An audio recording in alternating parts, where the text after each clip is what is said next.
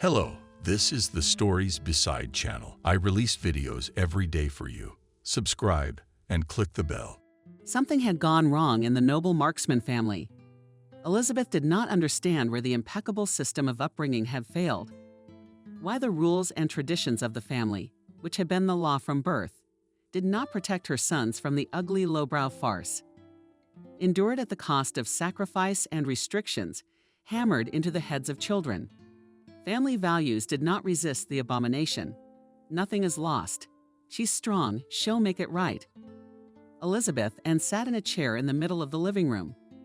The room looked strange, antique mahogany furniture, layered, lush curtains. There were voluminous sofas in plans and lace, floor clocks, wide and luxurious doors, and even the chair where Elizabeth sat was a large, antique, extensive tapestry in large colors. It was like a nobleman's manor of the early part of the last century. True, there was some incongruity to the rich, beautiful, antique look, but something was disconcerting. Either too much detail or a lack of taste. You could see they tried, but maybe they'd overdone it. The living room was not in a mansion in a huge 5-room apartment with large windows and high ceilings. Elizabeth had earnestly referred to the apartment as the ancestral nest of the Marksman family. Though in her 54 years of age, she did not suffer from Erasmus, and knew perfectly well that it was not so. There was some truth to it. Lisa was born here, and her parents owned one of the rooms in a communal apartment. Since childhood, Lisa read novels of classics about life, imagined interiors of noble mansions, drew dresses in which noble ladies walked in the halls.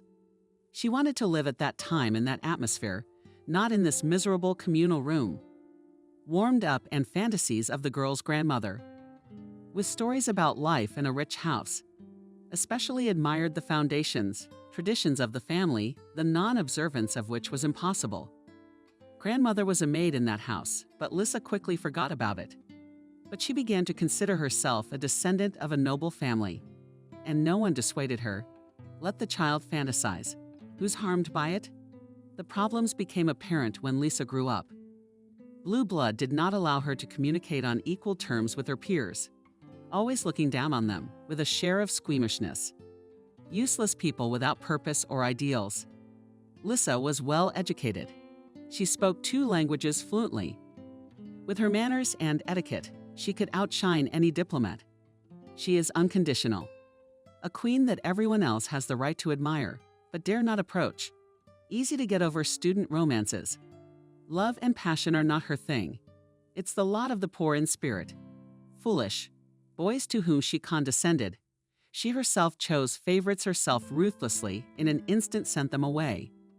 She chose her husband thoughtfully, calculating all the pros and cons of future marriage. I chose the right one, not of noble blood. Where you'll find such a man nowadays, but a worthy one. Biochemist, professor, academician. Charles Marksman was 25 years older, but a world-renowned scientist, wealthy and intelligent. What a lot of people, and the elite. Lisa, well, what are you doing? Mom, read it. He's our age, and you need to have children. He's had 2 wives and no children. Maybe he's not capable. What do you need a mom like that for? Charles Marksman is going to Europe to lecture for 3 years. I'm going with him. My children will be born in Europe. They will be the heirs of academician Marksman, no matter what he can or can't do. He needs heirs. I need status. All your young prodigies won't give me a fraction of what Charles Marksman can. Besides, they're stupid and ill-mannered. Elizabeth gave birth to 2 sons, Kevin and Eugene, a year and a half apart. Whether Marksman was their father is known only to Elizabeth, but the academician himself has never expressed doubts. However, and great love for his sons did not show, even relations with a minimum of emotions, and he liked that his wife, despite her youth, considers his goal to create a patriarchal family and bring up his sons in deference to the father and unquestioning obedience to his will. And Elizabeth was building her noble nest of upbringing, education, family traditions, obedience, impossibility to cross parents. All this was beaten out of me from a small age. The children were never called Kev and Eugen, only Kevin and Eugene. The full name sounds noble and boosts self-esteem. The daily routine is rigid. Not to be late for a family lunch or dinner missed is a mortal sin. All the boys' friends were introduced to Elizabeth. Unsuitable acquaintances were cut off. When Lisa's parents died, she decided she didn't need a room in a communal apartment. She needs the whole apartment. It's her ancestral nest. Marksman did not object. The girl got it into her head, so let it be. It took a long time, about 5 years, but it worked. Then came remodeling, renovation, living room, dining room, boudoir. Charles Marksman was tired of his wife's fantasies, but thank God, nothing but money was demanded of him. He obediently paid and did not express dissatisfaction. He is provided with all conditions for rest after academic labors. What else is needed at his venerable age? When the academician died, at his coffin stood unrestrained widow and grateful sons. But there was no special sorrow in their eyes. There was family, there were traditions and rules, but there was no feeling. And after Marksman's death, this was especially evident. Kevin and Eugene felt as if they were being set free. No more obeying and bowing down. The idol was dead. Kevin and Eugene, the family is left without a head. Now you must take responsibility for the family. Dad was in charge. He was a good man, but he wasn't an eagle. Kevin, how dare you? You thought we couldn't see who's in charge. We don't mind. Just don't make us believe that the family was led by a strong and wise academic. Mother, you said what you had to say, but we have no claim to the throne. We continue to reign. From that moment on, everything went downhill. Elizabeth thought she was in control, but Kevin suddenly left on an expedition somewhere in the mountains. And Eugene, though he stayed with her, completely stopped sharing his plans and problems with his mother. She realized that years of intertwining family nest suddenly began to fall apart a little stronger wind, and it will simply blow away. More to come. Kevin returned from an expedition down the mountain with a marvelously beautiful girl, Nancy, and announced that he was getting married. Elizabeth couldn't allow it. Who was she? From what family? We can't accept a backyard mongrel into the family. Pregnant, especially in our family, never walks. But then it turned out that Kevin, brought up to obey without question, could show his teeth and go against his mother. He said, either you accept us or you will have one son. But Elizabeth would not accept the ultimatum. How dare he? She spent her life building a perfect family, and now some lefty face is ruining it. She didn't give her life in vain. Kev did exactly what Mom taught him to do.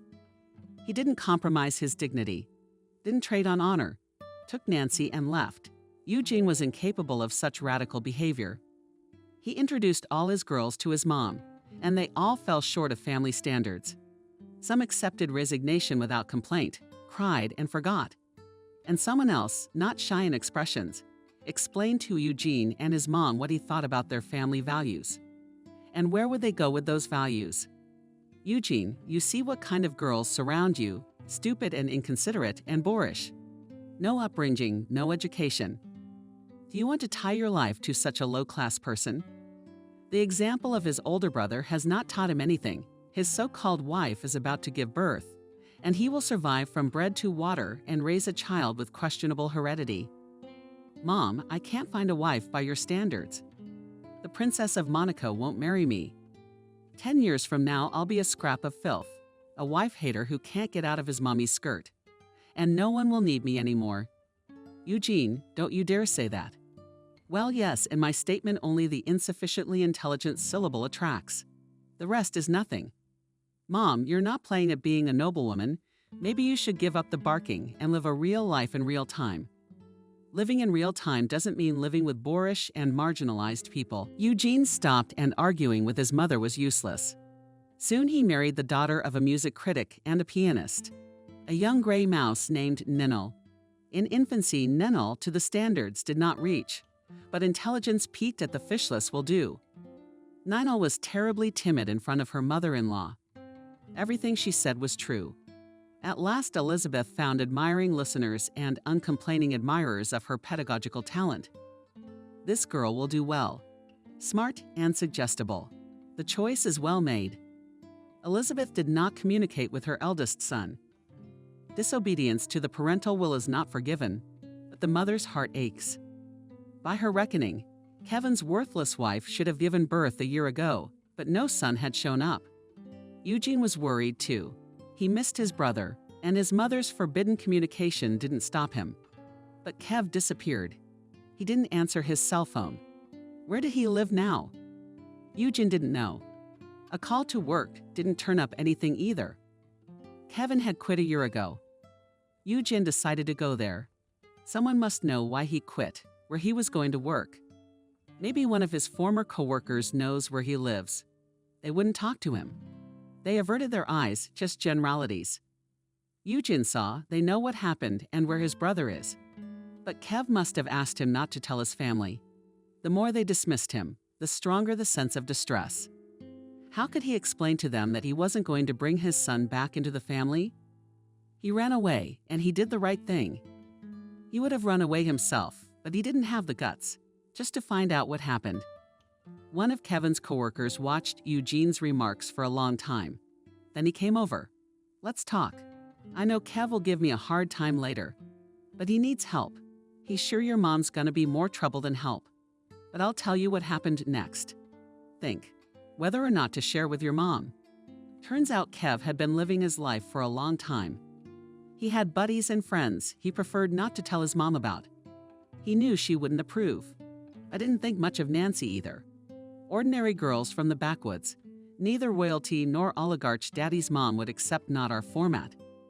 But he loved Nancy, and even made an attempt to bring her into the family. However, with predictable results, they were happy. Kev never regretted choosing Nancy over a family. No more living in a noble mansion and living out his mother's delusional fantasies. Life is quite different with fresh air, with favorite friends, which you choose with your heart, not by your mother's command. With mountains, seas, unfamiliar cities, with the opportunity to speak as you think, not as you should. A young man of a noble family. Happiness ended abruptly, without warning. Nancy died in childbirth. How could heart problems be traced back months of observation? It's a mystery. Kevin buried his wife, picked up his daughter from the hospital, and quit his job. Friends helped as best they could, but the situation was dire. Single moms don't always make it. And a single dad. It's a one-time thing. The daughter called her Maria. He wanted Nancy, but they said you can't name someone who's just died. Never was superstitious, but he listened. It's true, it's not true. Don't tempt fate. I don't remember Kevin at all for the first 6 months. Feeding, bathing, vaccinations, tummy ache, endless screaming, sleepless nights, I'm dizzy. No thoughts, no feelings. Then it got easier. I got into it. And after a couple of months, I realized that my savings were going to zero. I had to make money. And how can I not go to work? No one to leave Molly with. I can't afford a babysitter. I have to earn money first. It's a vicious circle. Friends helped, but that's not the answer. Kev longed for Nancy, for the work he loved, for the expeditions in which he was king and god. For his mother and brother, who had so easily abandoned him. But he didn't want to return to the musty world of artificial nobility. He had lost weight, dishwatered from fatigue, but he didn't ask for help. He could not allow his defenseless little girl. His babe was called a child of dubious heredity. They looked at me with contempt. My grandmother would comment on any misdemeanor, so you can't hide bad genes. I realized I couldn't do it alone, but I couldn't see any way out. Despair sets in. On the car, he would swing his eyelashes open and open his clear, lovely eyes and smile. And Kev began to flounder and once again crawled out of despair. 2 serious ladies from the guardianship authorities showed up. According to their deep conviction, a man alone is incapable of raising a child. He feeds them wrong, dresses them wrong. No order and cleanliness. And then there's the rented apartment, no income. No grandmothers, no aunts. Some dubious friends who can't be trusted with a child. The verdict is in. The child is in danger. Kev could barely contain himself. He wanted to throw them out of the house, but he tolerated it. It wouldn't make things worse. It was clear that if the aunts clung to him, they wouldn't let go, so he was in trouble. and then Molly got sick. She's got a fever, breathing hard, crying nonstop. The pediatrician who came to the call said, "I don't want to scare you, but there's a suspicion of pneumonia. The girl must be hospitalized. Is there any way we can do this without a hospital? I don't want you to risk your child's life." Kevin's eyes were so scared, she added, "Don't worry, Daddy, don't worry so much. The clinic is specialized and the doctors are top-notch. Everything's gonna be okay." Turns out it wasn't okay at all. No, Molly's fine. She's cured. Only they wouldn't give her to Kevin. The custody ladies are up in arms. You see what he did to that kid. Kev struggled, walked around. But he realized more and more clearly that he was in trouble. Not an alcoholic, not a marginal, but without a job and housing, parental rights will not be revoked. But they can limit the rights. What will happen to the car then? Is it really an orphanage with a living father? It's terrifying. I can't sleep. And then they started, hinting that there is a very good family, which will give the girl a happy future. Refuse the child will be fine. Kev was floundering. He was going crazy and didn't see a way out. That's where Eugene found it. To see his brother in such a state was unbearable. He was exhausted and didn't know how to go on living. Eugene was ready to do anything, but he didn't know how to help his brother. If he didn't agree to the adoption, Molly would end up in an orphanage. This could not be allowed, but Kev could not give up his daughter. He would not ban her pigtails, would not take her to the first grade, would not see what a beauty grew up and how she resembled her mother. In desperation, he was ready to take his daughter, to run with her to the ends of the earth, to hide and wander, just so that they would not be separated. Such thoughts came at night, when the longing became unbearable. But in the morning, he would come to his senses. He did not want such a life for his daughter. Eugene's arrival was a breath of fresh air for Kevin. He's not alone, he has a brother. He needs a lot of support right now. Brother's all grown up, married. He manages to survive with his mom. Eugene, your mom hasn't bitten your wife yet. Yeah, they're bonding. Ninel follows her mom around. I'm afraid I'm gonna be redundant soon. That's strange. She doesn't give her mom a damn, but she needs admirers. Apparently, you and I didn't live up to her expectations. So now she's taken up with Ninel. She's going to make a new noble woman out of her. Let them have their fun. Maybe they won't have time for me. She doesn't think of me at all. She remembers, longs, worries. I can see that. She forgave me long ago, but she'll never make the first move herself. It's out of line. But you know our mom. I think she's calmed down a bit. After you left, she wondered if her impeccable parenting system had gone soft. It's a weird family. I've noticed. We never talked. Mom used to say we pretended to listen, like we were living in different worlds. We had our own truths. That's the problem. Talking to each other is not one of Mom's rules. Kev, I'm gonna say this, but don't get all up in your face. Think about it and weigh it. My husband and I are adopting Molly. Then she'll be in a less than perfect family, but still a family of her own. No, I'm not giving Molly away. I mean, who would doubt it? But I'd rather do that than lose the baby altogether. I fit the bill. A job, a family, a place to live. Plus, a relative wouldn't stand a chance with a good family. I know you're fighting for your daughter right now. But if it's a dead end, if I'm cornered, you know what, I'm ready. Think, decide, but don't take too long or we might not make it. Then the trouble came so often that there was no time to think. Molly Kevin hadn't been seen since the day she went into the hospital. Custody had taken a circular defense. The day of the hearing for the termination of parental rights had been set. The good family was already prepared, all the paperwork gathered. The nastiest part was that they came to visit, to have a heart-to-heart talk, to persuade her not to resist, to step aside. Holier than thou, slippery, tacky with glued on, and not real smiles. They began by sympathizing with Kevin. How hard it is alone with a kid full of worries and not enough money. This they could help with if Kev stayed out of the way. His financial situation will be much better. Straight money for you. The baby for us. And we parted ways. How I wanted to smear him with that smug frosting to make his smile slip. The masters of life buy babies. Why do they need Molly? Certainly not to make a little person happy. They want to be the perfect showy family with a baby. and having a baby is a hassle. Your figure will be ruined. Career stalls. Sleepless nights will not add happiness. It's better to get a ready-made one. For a favorable picture will go the main thing, and the day glamorous. You don't have to love it. You wouldn't dream of giving Molly to these people. The harder Kostya was driven into a corner, the more he thought about Genia's proposal. What if it was the only way out? He was still fighting for something, hoping. But he asked Eugene to collect the documents and apply for guardianship. Maybe the hour of X will come tomorrow. We have to be ready. Eugen, does Ninel mind? No, she's not a bad girl, decent, sincere. The trouble is, I don't love her, but I think she loves me.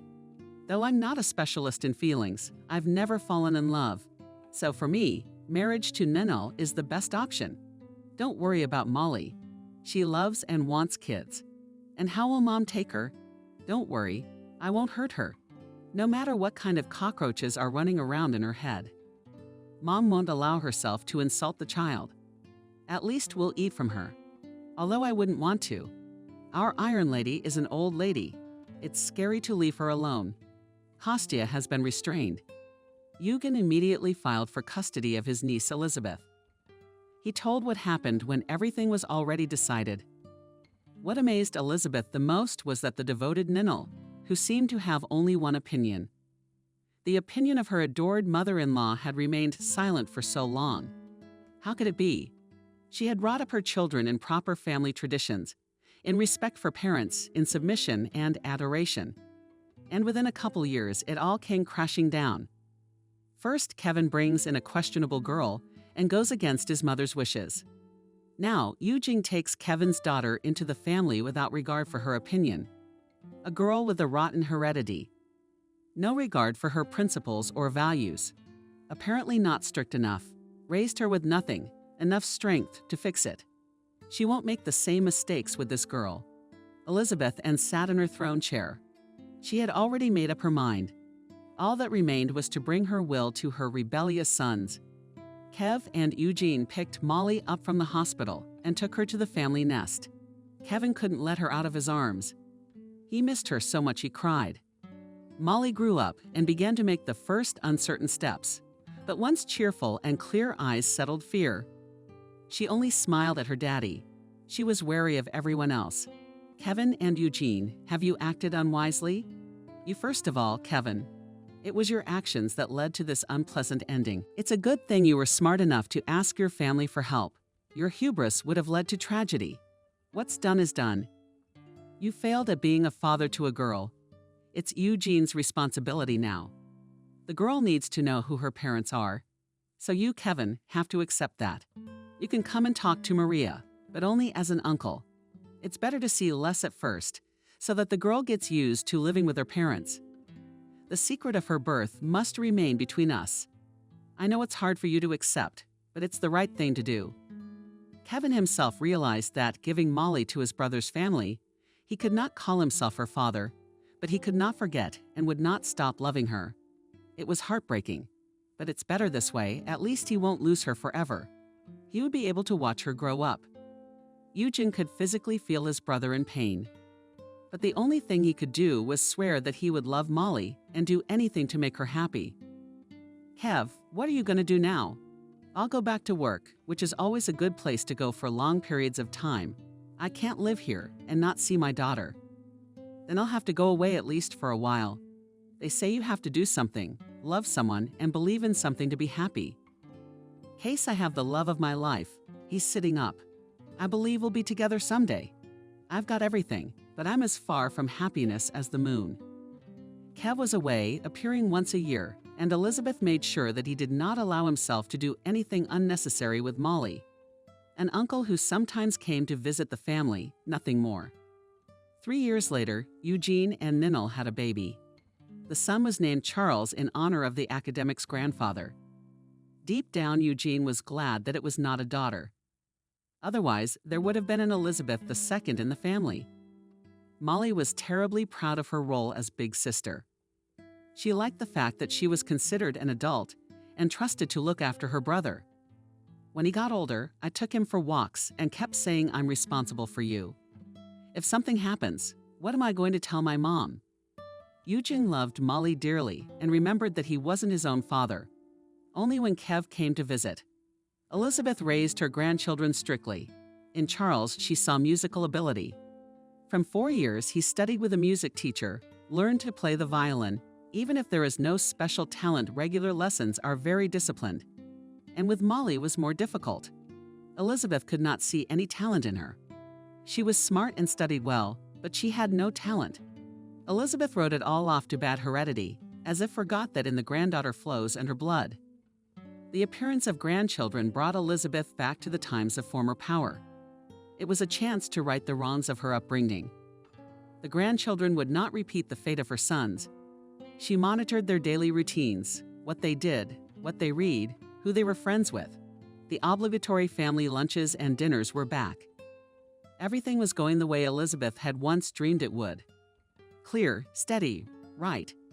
She was so engrossed in building an ideal family that she did not immediately notice that Eugene's health was not all right. He was sluggish, complaining of headaches. One night at dinner, he turned pale and fainted.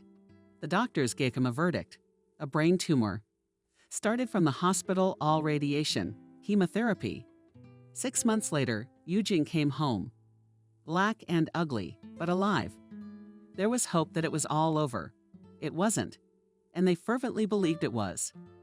They tried not to think of any other outcome.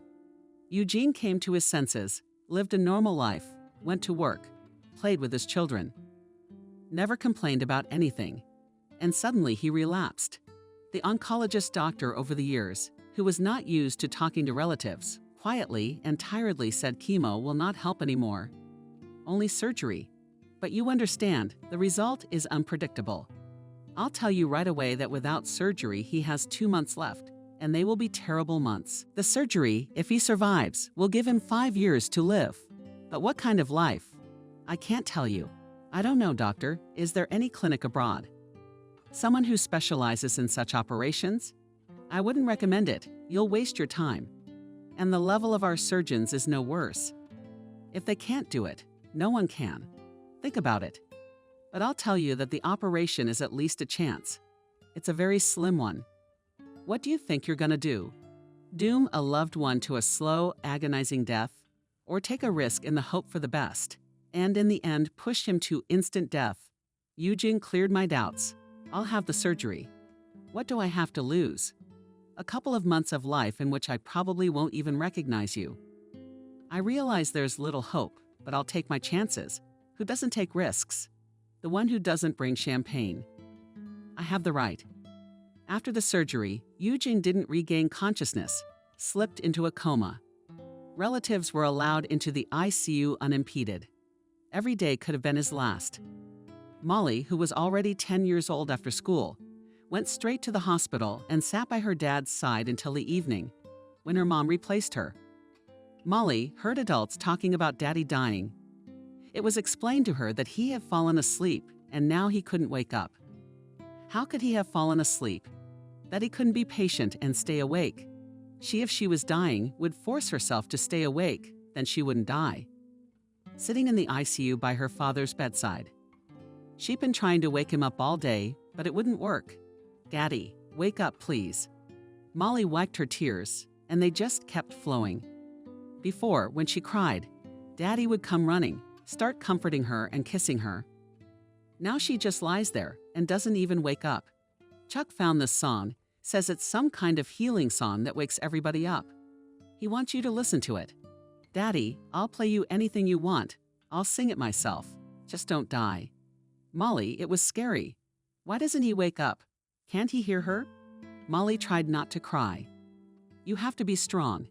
Daddy will wake up. She'll have to help him. She tried to cry, to keep her sobs down. She sobbed harder and harder, and she couldn't hold back her voice. Daddy, just don't die. You don't want to wake up, don't. Just live. Don't leave me. I feel bad without you. Chuck misses me. Cries often don't die. Don't leave us. Daddy, sweetie, tell me you won't die. Molly sobbed, kissed her father, held his hand. But all in vain. He was silent. It was very scary. Something incomprehensible, impossible was happening. He can't die. There would be no daddy, no one. They're all together. You can't live without him. The nurses at the post were talking. We have to get the car out of there. Look, she's hysterical. She won't leave. She'll stay here until her mother comes tonight. But you can't do that. She's having a nervous breakdown, crying. How long should I give her a sedative? But the baby doesn't need it. I'll go and try to calm her down. It's a pity about a man so young and probably a good man. Bad kids don't cry like that. The nurse tried to take Molly away. She wouldn't go, wouldn't let go of her father's hand. Molly, come on. I've got juice. Do you like orange juice? Let's go. Let Daddy sleep. Molly left the room.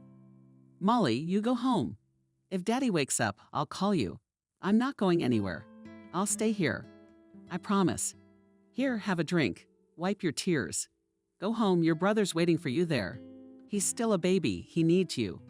Molly left the hospital, but did not go home. She sat on a bench in the hospital square. She thought that if she left, Daddy would feel that he was alone and would think that he had been abandoned. She should sit here and wait for her mother. A woman walked slowly down the alley. Molly looked at her, could not take her eyes off her, though she knew it was not proper to look at strangers. But the woman was very strange and beautiful. She wore a long, wide, flying dress, big earrings, a lot of large shiny bracelets and rings, and a hat. No, it's not a hat. It's a handkerchief tied nicely. The woman walked past Molly. Suddenly she stopped, turned around and looked at her carefully. Her gaze was frozen, as if looking not at Molly, but through her. It was uncomfortable, like a cold feeling. Molly was like the Snow Queen, even though she wasn't in white. A woman came and sat down next to me. And the hand. Molly held out her hand. The woman put her hand in her palm, covered it with her other palm, closed her eyes. Molly felt warm, then cold, then warm again. It was strange, but not scary. The woman opened her eyes and released Molly's hand. You will be back. It will be painful and hard, but he will come back. Do you have a secret? You don't know the most important thing about yourself. You won't know it for a while. It's the Queen's secret. Will you be forced to make a decision? Take your time. There's a lot of lies around. I see two men beside me. One big, one small. They'll save you. Don't let anyone control your destiny. They can't see your path. I only know what's in the past. Don't take for granted what you see. You're drawn to someone who isn't sincere lying to you. It takes a while to see the right person. You probably don't know what I'm talking about right now. But remember my words, the man who's in the hospital now loves you very much. The sadness about him will always be with you. The woman stood up, stroked Molly's head and left. Who was that woman? A fortune teller. A fairy magician. A fairy, I guess. Fairies are often good fairies in fairy tales. Maybe Molly has her own fairy, like in a fairy tale. Maybe she'll help Daddy too. Maybe she'll perform a miracle and make Daddy well. Molly didn't cry anymore. It was getting easier. She decided she should go home. Chuck was waiting there. The miracle didn't happen. Eugene died without regaining consciousness in the cemetery. Molly stood by her father's grave and whispered quietly, "Where are you, fairy?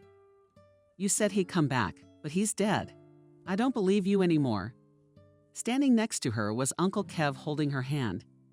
He looked so much like Daddy that Molly hugged him tightly. That way she felt like Daddy was close by. Kevin cradled the crying girl and her heart broke with pity for her brother, and for herself. Why was fate so unfair? First his beloved left him and now his brother. And to the only dear person he cannot tell the truth. Elizabeth took a long time to come to her senses after her son's death. Ninel grieved no less, but thought it was her duty to support her mother-in-law, but she herself cried. Then Elizabeth's world was crumbling. One son left, the second died. At least she had grandchildren. From that moment on, she stopped thinking of Molly only as a troubled girl who needed an eye. Yeah, an eye. Suddenly she realized she was her own little person, an extension of her. Life flowed on. As the children grew up, the older they got, the stronger their bond. They were as one. No quarrels, no hard feelings, no secrets. Charles practiced music. Grandma personally supervised the lessons. Molly enrolled in the Institute of Philology at the Pedagogical Institute. A fine choice for a girl from a decent family. She finished a service course. Although her grandmother thought that it was completely unsuitable for an intelligent girl, which she even had a friend whom Elizabeth favorably approved and allowed to bring into the house. Although Emily was from a simple family, even to Molly's eyes, a little impulsive. That's if you speak the language of their family, and a simpler frenemy. What's on her mind is on her tongue. They say they're the kind of people who don't have a king in their heads. Grandma must have decided that Molly needed to be close to the people. And Molly's welcome.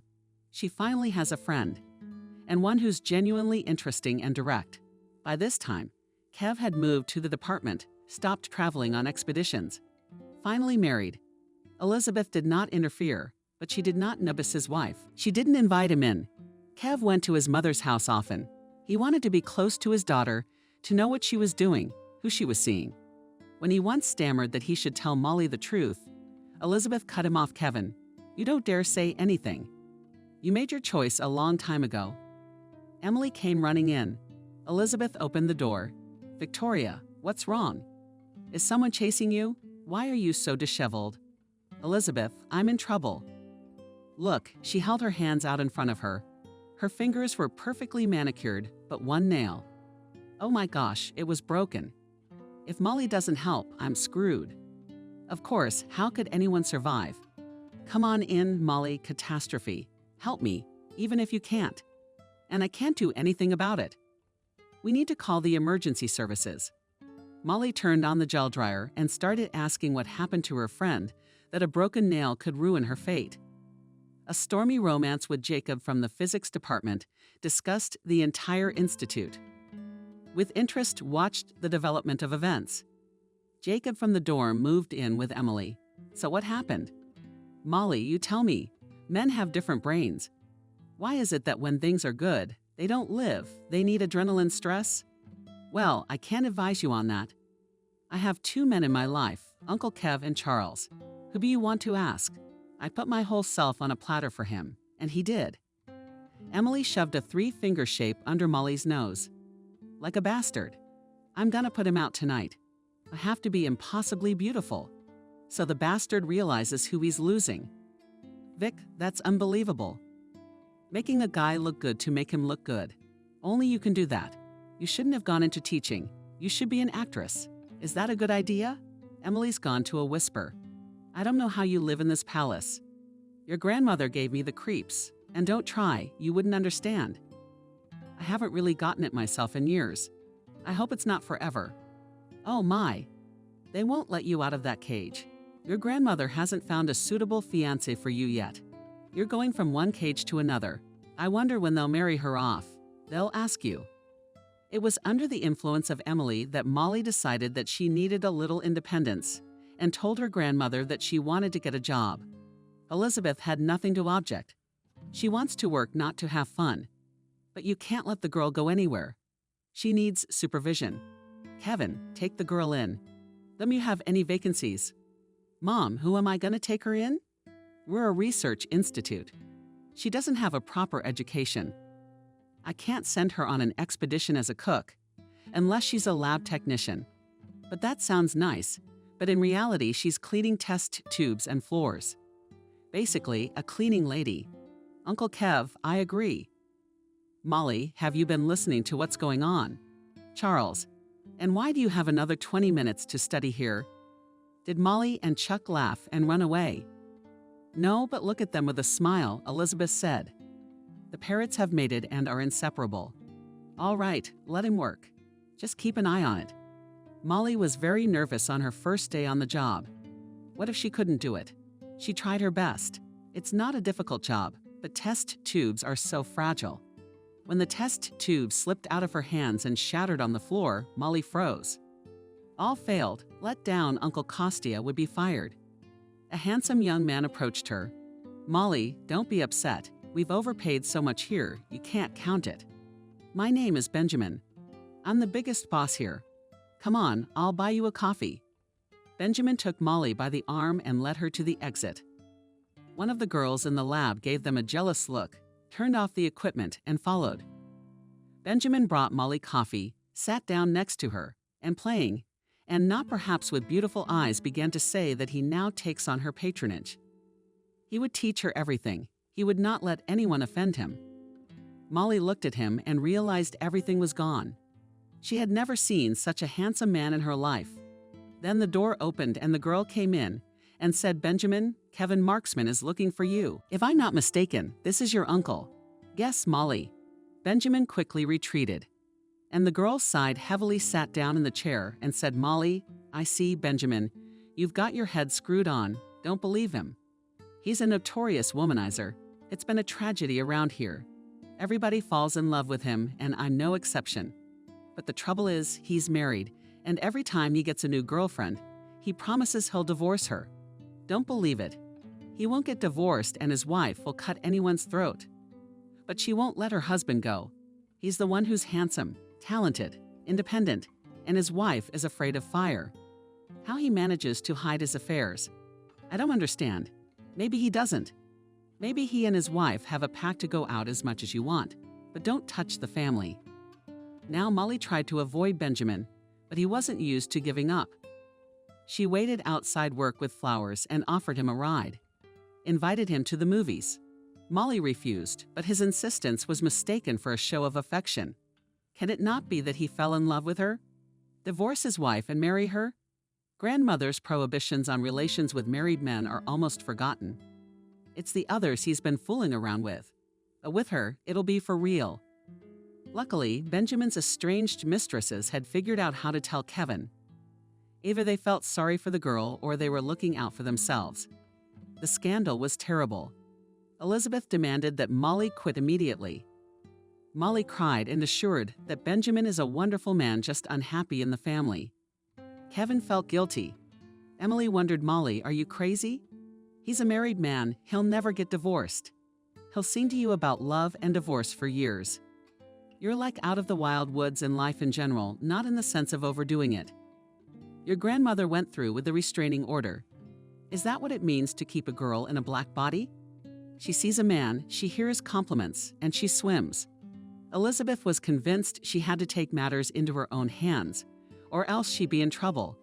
She got Molly a job as an editorial assistant at a publishing house. No way. And philology? Molly loved her job. It is clear that she was not trusted with top authors, but it was more interesting to proofread texts than to wash test tubes. There were talented people among aspiring writers. Molly was happy that her opinion promoted them to success. On the way home, she stopped by the store. Grandma wrote a whole list, walked down the rows, threw in the basket of products. "I think that's it." No, Grandma's sauce is still needed. The sauces were in a separate rack. Molly picked up a jar, and then some man ran into her. The jar fell out of her hands and shattered. "Can't you see where you're going? I'm sorry, I'm crying, but it's your own fault. Standing in the aisle. Yeah, you're the kind of guy who buys everything. Too bad you can't buy good manners. Listen, ladies with manners. I said I'm paying." Molly brushed off one Hocklea and then collapsed the whole rack with mustache. They stood in multicolored splashes, and rainbow streams spilled across the floor. The store employees were already walking toward them. A man was trying to shake off the sauce drops from his coat. The smearing only made it worse. Molly, for some reason, became terribly angry at this well-dressed man with a confused face. From anger, she threw the basket on the floor right into the mess of glass and sauces. Neurotic. I don't envy your husband. You wanted to pay, so pay up. Molly walked out of the store. Tears welled up in her eyes. She was hurt, but she didn't understand why she wasn't the one who was hurt. It was the first time in her life she'd ever been insulted. She'd run away apologizing. It was her own fault. She knocked over the counter and acted hysterical. "It's a shame about the coat, but I guess I'll have to throw it away." Now Molly cried not because of the coat, but because she's so ridiculously right. Emily is completely unfit for life. I'm sorry, you forgot the groceries. The store mates handed her a bag of groceries. "Oh, what are you doing?" "You'll forgive me. I don't usually behave like this. I got something else and ruined your coat." "That's what I mean. How do you get home like that?" "I have a suggestion. There's an instant dry cleaner over there, not exactly instant, but they can do it in an hour and a half. We'll have coffee. There's a little cafe there for those poor souls. It wasn't really a cafe, it's just a room with 2 tables. But there's coffee of different kinds and a window with beautiful, even tasty cakes.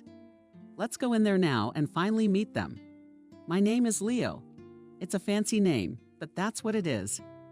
You know I have Kevin and Charles in my family. Leo doesn't look very flashy to them. I'm Molly, but Molly's better. An hour and a half passed quickly over coffee and conversation. Turns out they both work at Prima Publishing. However, Molly did not quite understand what Leo was doing, something on the economic side. The fact that they had never met at the publishing house. Not surprisingly, the administration. The publishing house itself is a printing house. They're all at different ends and the entrances are separate. And Molly was rarely in the newsroom except to pick up or publish work. Molly, I'll text you my phone number if you ever want to vent, yell at someone. Call me. I'm kind of used to it, but God forbid you need help. All the more reason. Elizabeth was determined to find Molly a suitable match before she got into trouble again. She invited a friend of hers and her son to dinner. Peter was in every way a worthy candidate. His grandfather was a friend of the academic marksman. Peter's mother told her what a wonderful son she had. He got a great education, built his own business. Didn't specify which one though, did she? Peter's behavior was impeccable. He was attentive, made it clear he cared about Molly. And Molly was embarrassed by his hard, appraising gaze. Elizabeth wasn't silent either. He praised his granddaughter. Chuck leaned over to his sister and whispered in her ear, I think you're being wooed. I think they've already agreed on everything. Do you think they'll ask you? He's kind of slippery. How about Molly? Charles, is it inappropriate to whisper at the table? It's inappropriate. But it's proper to make remarks to your grandchildren in front of strangers. It's proper to have a viewing without informing the prospective bride. It's proper to praise your offspring like pedigree puppies. It's proper. Well, Grandma, I'm sorry, but Charles has somehow decided that you, Peter, are here to review the bride. At the price of getting out, so to speak. So he's asking why I didn't tell Grandma I had a fiancé. We've already applied. Grandma, I'm sorry. I should have told you a long time ago, but I kept dragging it out. Now it's so embarrassing. I'm ashamed I put you in such a ridiculous position. Elizabeth was stunned. What to say? There was a familiar look of disappointment on her face. Peter, on the other hand, seemed to be enjoying the situation. He could barely contain his laughter. Well done, girl. Found a family girl, got the old ones from his nice. Molly, but you're not married yet. Then I have a chance. I'm still fighting. When the guests left, Elizabeth gave her grandchildren a stern interrogation. What fiancé? Where did he come from? No wedding is out of the question. Charles, you knew and you kept quiet. Who else knows? Maybe Kevin knew too. No, Grandma. Uncle Kev doesn't know anything. I didn't share it with anyone but Chuck, she winked. Chuck, all right, next Friday, bring your fiancé to lunch. We'll get to know each other. That's quite a number. Where would I get it? Till Friday. Chuck's no help. You could say he's not coming. They had a fight. Then Peter will probably show up again. Or maybe someone else. The day before the fateful lunch, Molly called Leo. Leo, you said I could call if I needed help. I need help now. Could you pretend to be my fiancé for one day? I can take it from here. Molly was telling the backstory and thinking how ridiculous it all sounded. What am I doing? He's gonna say no. What do I do then? She'll probably say no. Why would he want to be a part of this spectacle? Leo laughed, called her crazy, but agreed. Only I ask you, do everything you can to displease my grandmother. She will forbid me to meet you and bring you into the house. And if she does, how will I explain where you've gone? I can do that. I'll be so nasty, you'll kick me out of the house. You'll make your grandmother happy. But if I'm the groom, I don't want to be called by my first name. Don't watch the bride's confession. I'll be there tomorrow in all my glory. Molly, I've regretted 100 times what I did with this whole venture. But there's no turning back. Grandma's already put the pie test in. There was a full house at the Marksman apartment on Friday. Even Ninel's parents invited her. Elizabeth was afraid that her granddaughter wouldn't be able to talk sense into her alone. She hadn't seen the groom yet, but she was sure that Molly would bring a completely unacceptable specimen. Kev was no less worried. The groom's daughter would bring her daughter. Kevin's wife thought nothing of Molly or the groom. It was the first time she'd been invited to her mother-in-law's house in years. She was afraid of the wrong look, the wrong thing to say. Her husband had never told her the reason for this strange relationship with his family, and she hadn't asked. They were waiting for the fiancé to show up out of nowhere. When the doorbell rang and Molly opened it, she didn't realize it was Leo. She looked stunning black leather jacket all in rivets, their plaid pants, massive boots on one hand, leather bracelets on the other, some red cloth and polka dots. On her head, she's got an earring in her ear, either a punk or a rocker, 3 roses in her hand, not fresh. Oh hey, put the flowers in water, they're getting a little dull. Wow, how many are there? Yeah, if I'd known you had so many more flowers, I would have brought them. I'm a pilot. Leo, come in complete silence. Leo went into the room, looked around. He sat down at the table and rubbed his hands together. Wow, it's smoky in here, isn't it? Elizabeth took a breath and tried to remedy the situation. Well, welcome to the table. Really, what are you standing around for? Sit down, let's have a drink. Leo poured a shot glass, drank, had a snack, poured again. Everyone sat in silence, not drinking, not eating, watching. Listen, why are you so boring? Such a sumptuous table, and you don't eat. You don't want to. Then let's talk. What do you usually talk about at the table? It's a topic. Molly hugged Elizabeth by the shoulders. Shivered at this opinion and at the boorish behavior just over the edge. Charles, with a red face, supported by laughter, said, I know the phone number. We talk about music. Leo took a drink. That's right, about the music. Have you heard the band Boiled Nightingale? What kind of songs? Well, for example, Leo pulled in Your Beautiful Skull and Huge Eye Sockets. What lyrics don't you like? Elizabeth stood up and barely delayed pronounced the young man. Do you have to go? How could I? We haven't talked about literature yet. Here Molly decided that yes, it's time or Grandma will have a stroke. She grabbed Leo by the arm and dragged him to the door. Charles followed. Molly, where'd you find such an asshole? But that's it. I'm gonna ask you. I'm not such a jerk. By the way, young man, kudos to you. You handled yourself very well. All right, go on. You got a grandmother to bring to your senses. It wasn't just Grandma who needed to be brought to her senses. Everyone was in shock. Only Kevin seemed to realize what Molly was up to and marveled at her courage. She had dared to confront her grandmother. Elizabeth was lying on the sofa. Ninel was busy around her. Molly, come to me. How could you bring a marginalized man into the house? Decent girls don't go near such personalities. They avoid them. Aren't you ashamed? No, I'm not ashamed. I can't control my heart. And I come to keep him out of our house. I dug him up somewhere. He works at our publishing house. My God, where is the world going? In publishing, among writers and intelligent and talented people, it's so lame. Molly, you can't go out with him. It'll be too late for you to understand. I care about you. Grandma, I think caring and controlling are different things. What if this is my destiny? A life-changing encounter. But it will be life-changing, that's for sure. Molly's no dumber. You can't be happy with pilots like that. But it made my grandmother angry. What's next?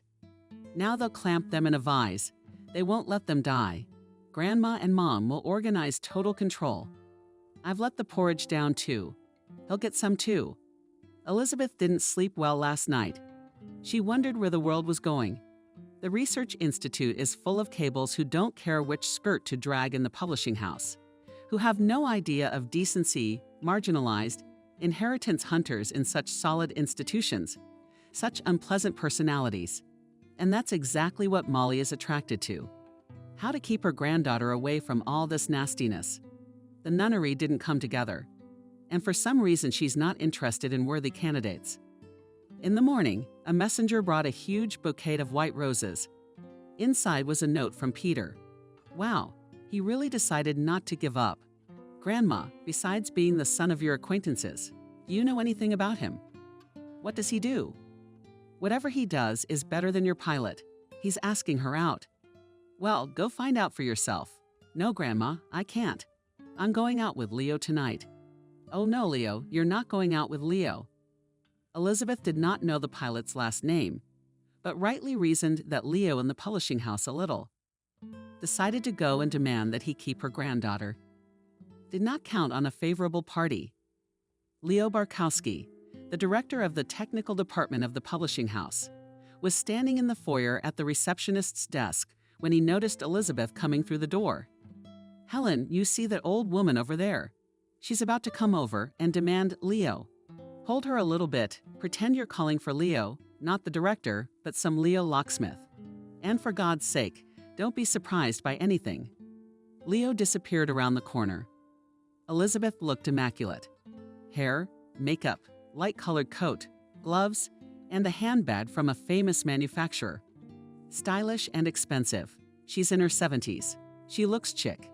Walked up to the counter and with the look of a queen, from below walked to the mortals. Turned to Helen, honey. I'm looking for a young man named Leo.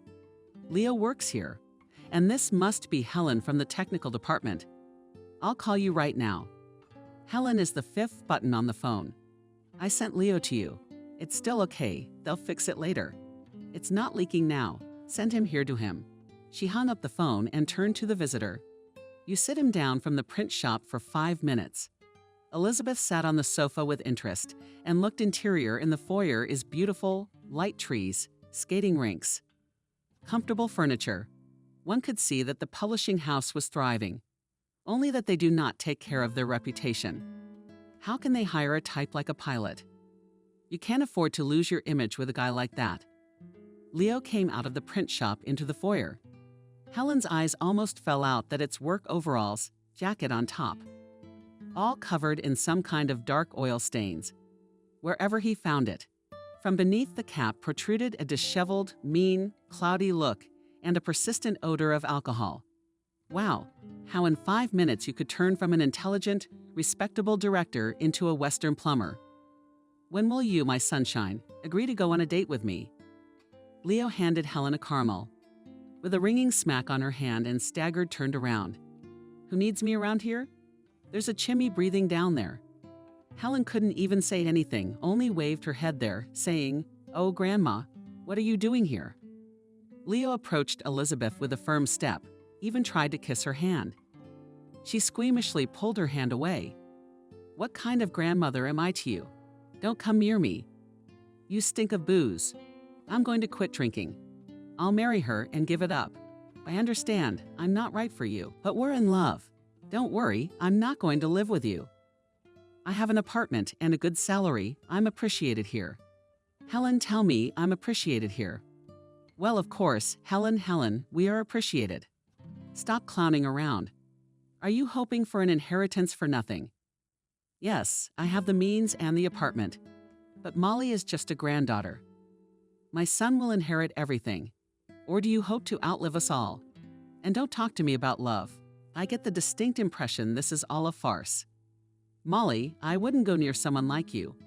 What do you play at? Talented, by the way. You are not to be anywhere near our family. Don't you dare go near my granddaughter, and she's not going on any date tonight.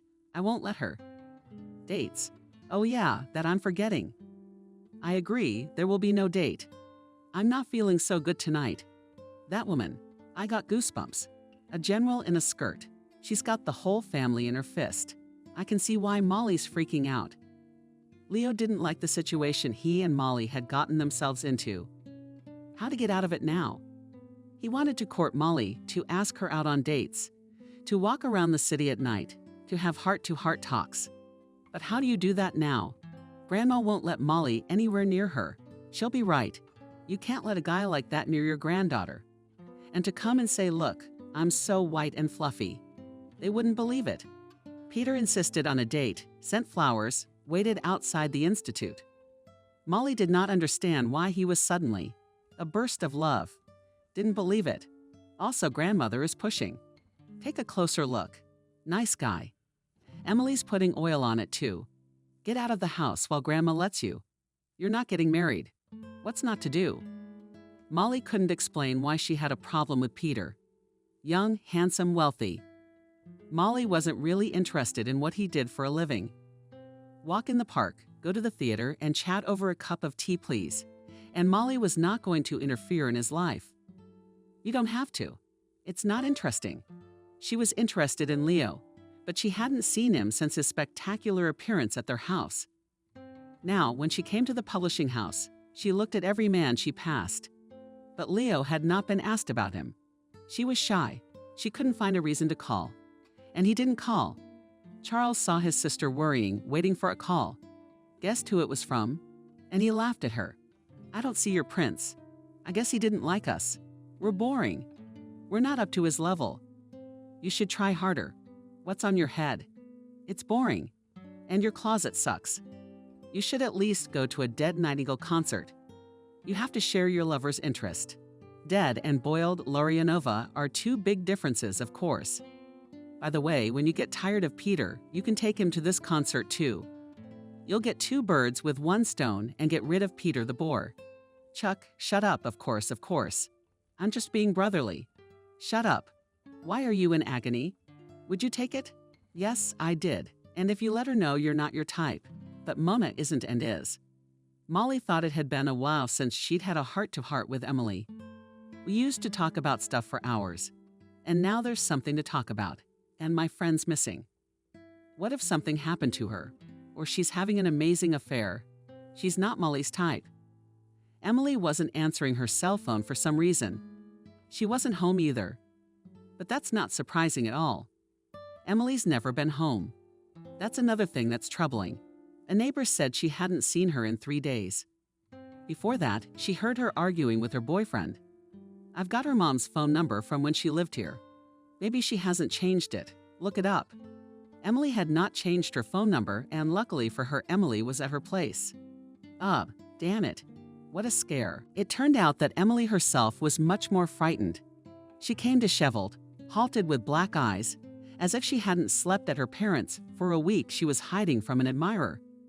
That is, she was the one who initially thought he was an admirer, and he turned out to be a fraud and a moral freak. They met on the internet. Emily, you've never been told you can't meet people online. I've gotten assholes on both networks. So I thought I'd give it a try. Maybe I'll get lucky. And I did. Young, handsome, courteous. I even started making plans. On the first date, Emily realized that Nick was her destiny, the way he looked at her, the way he talked. More flowers, gifts. Every day he meets and sees me off, he makes plans. He's got a small service, just a few locksmiths. But now he's opening another one.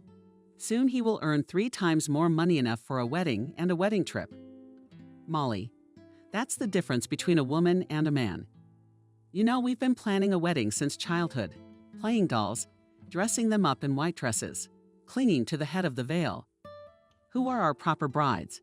And next to them is the doll, the boy groom. And then we paint them a beautiful life, until they die on the same day. So the wedding is a childhood dream, and childhood dreams must come true. I don't know if it's just me or if I'm the only one who's stupid, but I've dreamed of getting married since I was a kid. I've seen it all. I've seen the tears and the divorces. But I believe in the fairy tale. I've been on every diet, even the stupidest ones. And why? To be liked? Men. They don't care. They shave and they're fine, or they don't. Nick shaved and washed and wooed, and talked about getting married. I never had a chance not to fall in love. Nick's business was going well. He was a little short of money for a second workshop. Naturally, Emily gave him all her savings. How could she? It was for their happiness. Emily was no fool. I've heard of marriage scammers, but not Nick. They applied to the registry office and decided where they would live. Nick has a studio apartment. So does Emily. So we have to sell both and buy a bigger apartment. It would be good to do it before the wedding, so they could move into the new apartment right away. Emily's apartment was quickly found. The deal was done in 2 days. And just then, Emily hesitated a little too quickly. No, she's not against the sale, but maybe after the wedding. At first, Nick was sweet-talking. Then he took offense. How you don't trust me? But a reasonable question why only her apartment is sold on his. What? There are no buyers. Nick got angry. Some are all his intelligence and restraint, good manners, and most importantly, where all the love suddenly evaporated. He yelled, he insulted, he threatened. I don't understand what you want.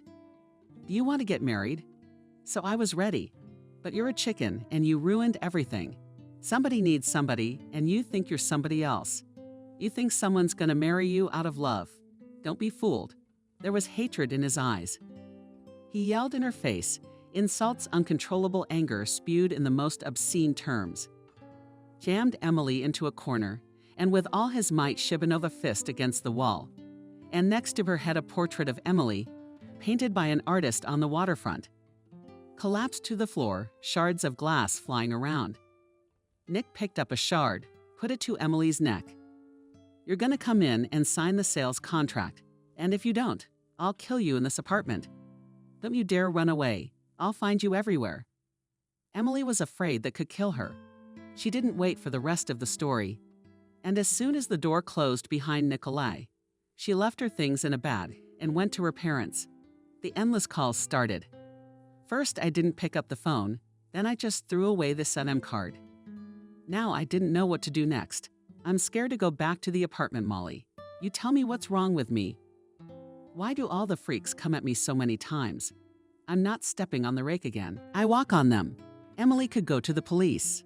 My neighbor's a cop. He beat me. He didn't beat me. Took away the apartment, did not have time. I lent money against a receipt. No, I said it. I gave it back. What are you going to go with? Emily cried quietly. Molly felt so sorry for her. Why is she such a naughty girl? Life had taught her nothing. There was no way to comfort her. This time it wasn't just a failed romance and a broken heart. Emily, aren't you exaggerating? I didn't. I just wanted to make a profit at your expense. He's not a villain. He's not gonna come after you. You're not gonna get anything now. He's probably found another victim by now. He's not interested in you. Maybe so, but it's still scary, Emily sighed sadly. I told you about it, it seems to be easier, and I was sitting alone. I was digesting it all. Elizabeth came into the room, Molly and Peter came in. Well, I'm really not in the mood for him. Okay, I'm coming. Elegant and gallant as always, with bouquets for Molly Elizabeth. Peter nodded to Grandma. I wonder why he didn't bring bouquets for Mom. I could see that Neno's opinion doesn't count here. He bet on Grandma. Hello, Peter. I'm sorry, but I can't go out tonight. I have a friend visiting. It's okay to meet a friend next time. Sure, come on in. Victoria, this is Peter, an acquaintance of mine. Something strange flashed in their eyes, like surprise or wariness. Like she'd seen Peter before, but couldn't remember where. I dream of moving into the category of fiancés, but so far to no avail. I'll leave you to it. Molly, I'll come back tomorrow. Peter went out. I could hear him talking to his grandmother. They were joking and laughing about something. Finally, the door slams. That's Grandma's protege, I take it. What's wrong with that? He's serious, thorough, and attractive. Grandma likes him. You know who Hippolyta reminds me of? Do you happen to have Lukashin in mind? No, Emily doesn't talk dirty. I thought you knew Peter. No, I don't, but I did. Emily's parents had an old cottage, inherited from their parents. A cottage, built in the 70s, modest, no amenities, paid for. As a child, Emily hated this country house. They took her there for the whole weekend to plow the garden, but it was terribly boring. Let's go to the river. No tomatoes, we'll go to the woods, my daughter, and the strawberries won't hurt. From boredom, she mastered a shelash, and in the thickets of cherry trees, dragged there all the neighborhood cats. And she was friends with the neighbor girl, who was very small. She said she didn't know how to do anything. The grown apple and pear trees gradually turned the vegetable garden into a garden. Mom was in the habit of planting a few beds in the spring, and the rest of the plot was filled with flowers. Emily was also fond of it. She ordered seedlings and bulbs of the most unusual varieties and colors. The house was once again patched up, or a veranda was added. Tiled attic was converted into a small room is not dark and cramped, but a separate room. Now Emily adored the country house. She loved to get away from the city for a couple of days in silence and beauty. For the last 6 months her mother, coming from the country house, every time told about some young men who are relentlessly snooping around the village and offer to sell plots to everyone. There were rumors that cottages would be built on the site of the cottage village. Most likely not rumors. The place is too enviable. From the city to go 30 minutes. There's a forest and a river nearby. Dacha dwellers are worried. Their old houses didn't look like mansions. Well-to-do people preferred more prestigious settlements. They had worked for so many years on their small plots, creating smart gardens. These small pieces of land were an outlet in their lives, gave a break from the endless from morning to evening work. Dacha cares did not seem like work. It was a vacation, a chance to catch their breath, an illusion of freedom. They were not ready to part with their dachas. But the young, persistent realtors did not give rest. Apparently, time was running out. Some people agreed. Dozens of dachas had already been sold. Such a cozy and blooming settlement covered the numbers of protected plots with a plaque. Emily's parents were very worried about how one could live without a country house. After the work week to sit in an apartment on 6 floors of a huge house, in the stuffiness and darkness for the money that they were offered to buy a country house in another neighborhood, will not work. The developer could count money for a small plot, and a house ruined the school, offered a modest sum. When Emily was at the dacha with her parents, again brazen young men showed up. The owners are not thinking of selling. No, we will not sell the country house. Don't come here. 2 houses away from you, 3 lots have been sold. Demolition will start soon, then construction. You want to live in constant mud and hunting. Your life of peace and freshness is over. You know, construction is a dangerous business. Things can fall down, catch fire. Are you willing to risk it? You're threatening us. We're warning you of the possible consequences. God forbid. And you'll be left without a country house and without money. That's when Emily saw Peter. He was one of those young men. Molly, you see, he's not a businessman. He's not even a developer, he's just an errand boy. I'm not judging him, he's just doing his job. But why pretend to be a big businessman? He doesn't have any business. He's marrying you to improve his financial situation. Nothing wrong with that, if he loves you. But I'm having second thoughts. So tell me, girlfriend, do you want to marry Peter? Or is there another prince on the horizon? That's right, there's no other prince on the horizon. Well, Molly ran to the publisher. It's such a tough author. She can't get the tedious clerical text right. She'd rewrite the whole thing. But the author thinks his work is genius and fights for every word. Molly has never complained about authors, but here she decided to find something offensive. In this form, you cannot give the text to the editor. I went over in my mind the arguments that would convince the editor to reject this author. Mentally talked through everything the editor might say. I whispered objections and convinced everything in myself without seeing or hearing anyone. I was late, running, not seeing where. Until in the foyer of the publishing house stuck in someone from the run-up, tried to go around, no way around. I looked up at Leo. God, I've been dreaming about this meeting for so long. I've thought of 100 things. What to say, and now he won't say a word. No words. Well, bride. Finally we meet. Hello, Leo. Wow, how official is that? I forgot we're on a first-name basis. Molly wanted to call so many times, but after my performance, it was awkward. How did I not overdo it? No, it was just right. Grandma was so impressed that she decided to keep getting to know me. She came here to explain to me how wrong I was and forbade me to go near you. Leo laughed. She didn't say anything to me. And you obeyed? What was left of my image? You won't go near your house. Then we'll have to fix it. We're gonna make Leo the pilot. Here, please, please, please, please, please, please, please, please, please, please, please. Molly, I can count on a date, but only if Grandma approves. This weekend, Emily invited me to the country house for a relaxing weekend in the woods. It's been too stressful these past few days. I need to get my head on straight. And then we need to seize the moment. There's still a place to go. Clear day, I'm in a good mood. To hell with all the problems. We're on vacation. We talked ourselves into it. But everyone's soul was in a different state of melancholy. Emily couldn't recover from the horror of her experience with Nicholas. And Molly still hadn't heard from Leo. What's the cure for trauma? Good wine, good food, and small talk. But walking through the woods, almost fainting, we decided to make a romantic evening of it. Since we're not having any luck with men, we'll do without them. Molly wasn't much of a cook, but she was good at auxiliary work. Emily cooked pilaf according to all the rules in a cauldron over a fire. The smell was so strong that the neighbors were looking over the fence. They were invited, of course. The Moors in the village were rustic, all relatives, all their own. We sat up till evening. When it got dark, the neighbors left. Molly and Emily stayed behind. We sat alone on the veranda, so full that we didn't want to talk. I can't imagine that soon we won't have this country house. It's sickening. I come here when something happens, or when I'm tired and come here with flowers. I work and sit in the evening. Like now, I'll listen to the forest noise. And the trouble's gone. Don't sell it. They can't force you. But they can force you. But they can make you imagine they'll demolish everything and build cottages. And in the middle, we all slept from our hut.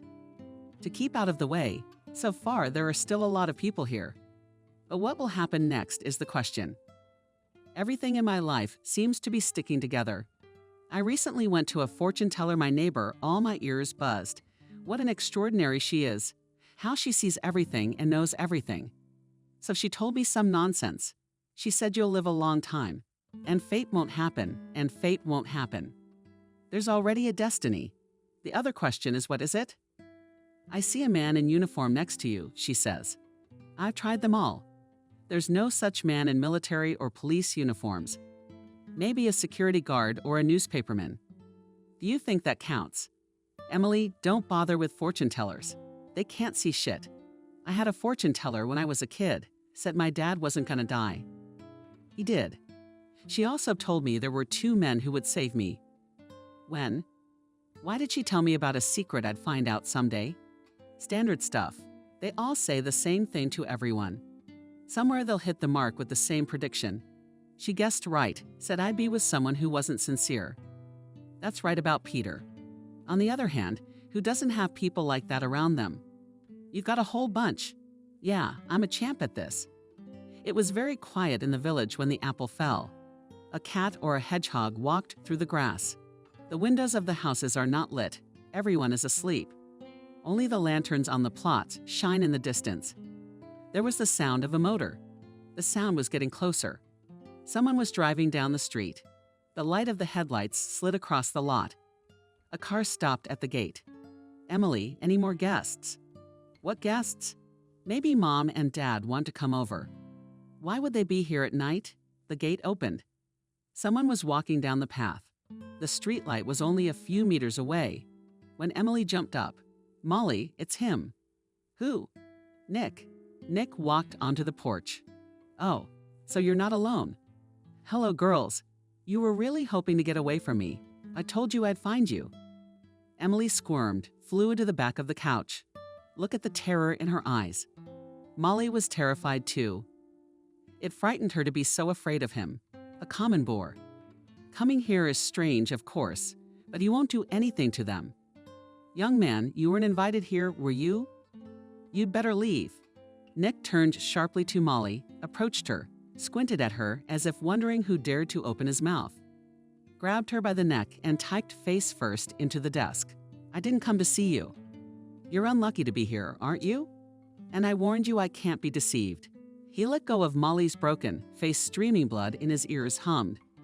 Emily rushed out of the porch. Nick grabbed her arm and threw her back on the couch. Emily huffed, looking around. What to do? She screamed. There are people in the settlement, right? Maybe someone would hear. Nick jumped up to her, clamped his hand over her mouth, and said quietly, penetratingly, once more for screaming at her at once. I wanted to talk, to explain to you how wrong you are, to make you realize what you're dying for. I felt sorry for your girlfriend. She went out for company. Come on, let's get in the house or they'll catch you. Emily and Molly entered the house and bolted the door. Nick grinned. They closed the door with a kick. Running, he sat down at the table, poured the wine, moved the dishes. In short, it was a lucky break. At the same time, I had dinner and ate with appetite, imagining how those two frightened chickens were trying to find a way out. And there's no way out, nowhere to go. The girls were really trying to figure out what to do. A room with 2 sofa tables, a closet, a ladder to the attic, and a metal grass sadness in the corner. The only window overlooked the veranda, and Nick was there. Molly had a terrible headache. Emily pulled out pills, absorbent cotton and peroxide, wiped the blood off her friend's face. Molly, where's your phone? Mine's on the porch. Molly tried to remember. Emily prayed that the phone was here. Otherwise, they wouldn't have a chance. Molly remembered it was here, in the pocket of the Petrovka she had hung in the closet. They rushed to the closet. There is a phone beeping, but the charge is at 0. First on the list was Charles' cell phone. That's who Molly called. It rang. It seemed like an interminable amount of time. Finally, Charles picked up. Molly, did the phone go dead? No, it's not like that. I went to find a charger. But then Nick finished dinner and knocked on the door. Girls, open up. Emily pushed Molly toward the stairs. Let's go up to the attic. When they got up there, Nick was already the high point, the door. So what's next? Now he's above the door and will climb up to them in the cramped attic of the pitch-black room. There's no hiding from him. Emily looked around frantically. What would he chisel him with as he climbed the stairs? Nothing suitable. Emily jerked the shelf. It easily flew off the wall and stood up from the shelf. We have to get off the ladder. But Nick was in no hurry to go up. That fuss wasn't going anywhere. He needed his victim to understand and realize everything. He's not a run-of-the-mill thug. He doesn't tolerate anyone going against him. His pain. He walked around the room downstairs and reasoned, you're a complete fool. I picked you up, kept you warm, made you happy. And you were happy. Not many people want to waste their time and energy on a clinical idiot like you. You can't seriously expect anyone to fall for your ethereal beauty. And I did my best to give you pleasure. You have to pay for pleasure. After all, it was already decided. All you had to do was sign it. I'm not mad because I didn't get the money. I'll find it somewhere else. How dare you not listen to me? That's what I don't forgive. Emily, I think he's crazy, Molly whispered. I didn't see that coming. All you girls, I'm coming to have fun, shouted Nick, who's not hiding. It wasn't my fault. He walked over to the table, picked a length of knife from the rack, and began to slowly walk up the stairs. He could feel those at the top fearing and savoring their power. When his head appeared above the top step, Emily brought the shelf down on it with all her might.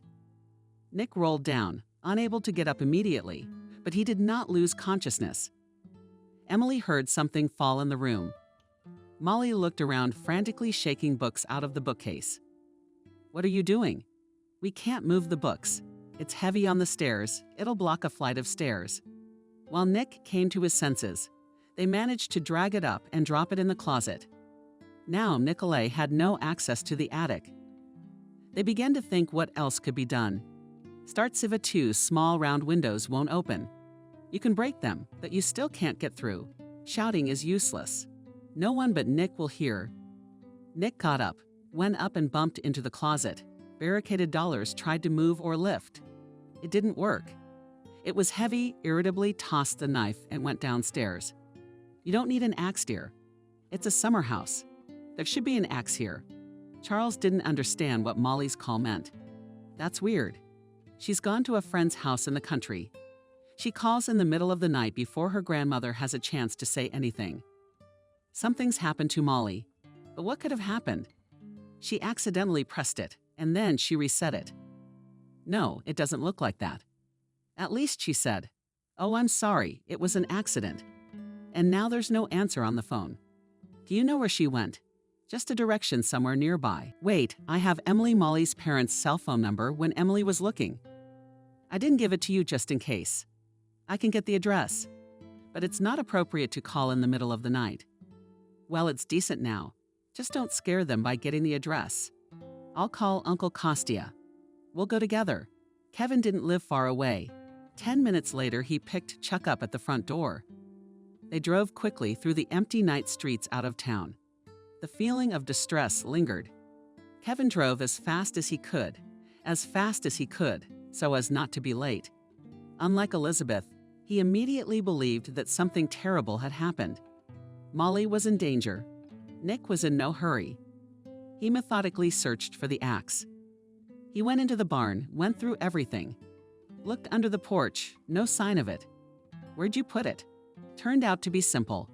Near the stacked pile of logs for the stove with an axe in his hand, Nick was climbing the stairs maiden. I'm coming for you. Emily, come here. Sit on the closet so we can't move it. You hurry up, Molly. I'll go to him. He's coming for me. He doesn't want you. He'll let you go. Don't be stupid. You won't let anyone out of here. You better look for something else. You could hit him over the head. He's completely insane. If he kills us, he won't even go to the hospital.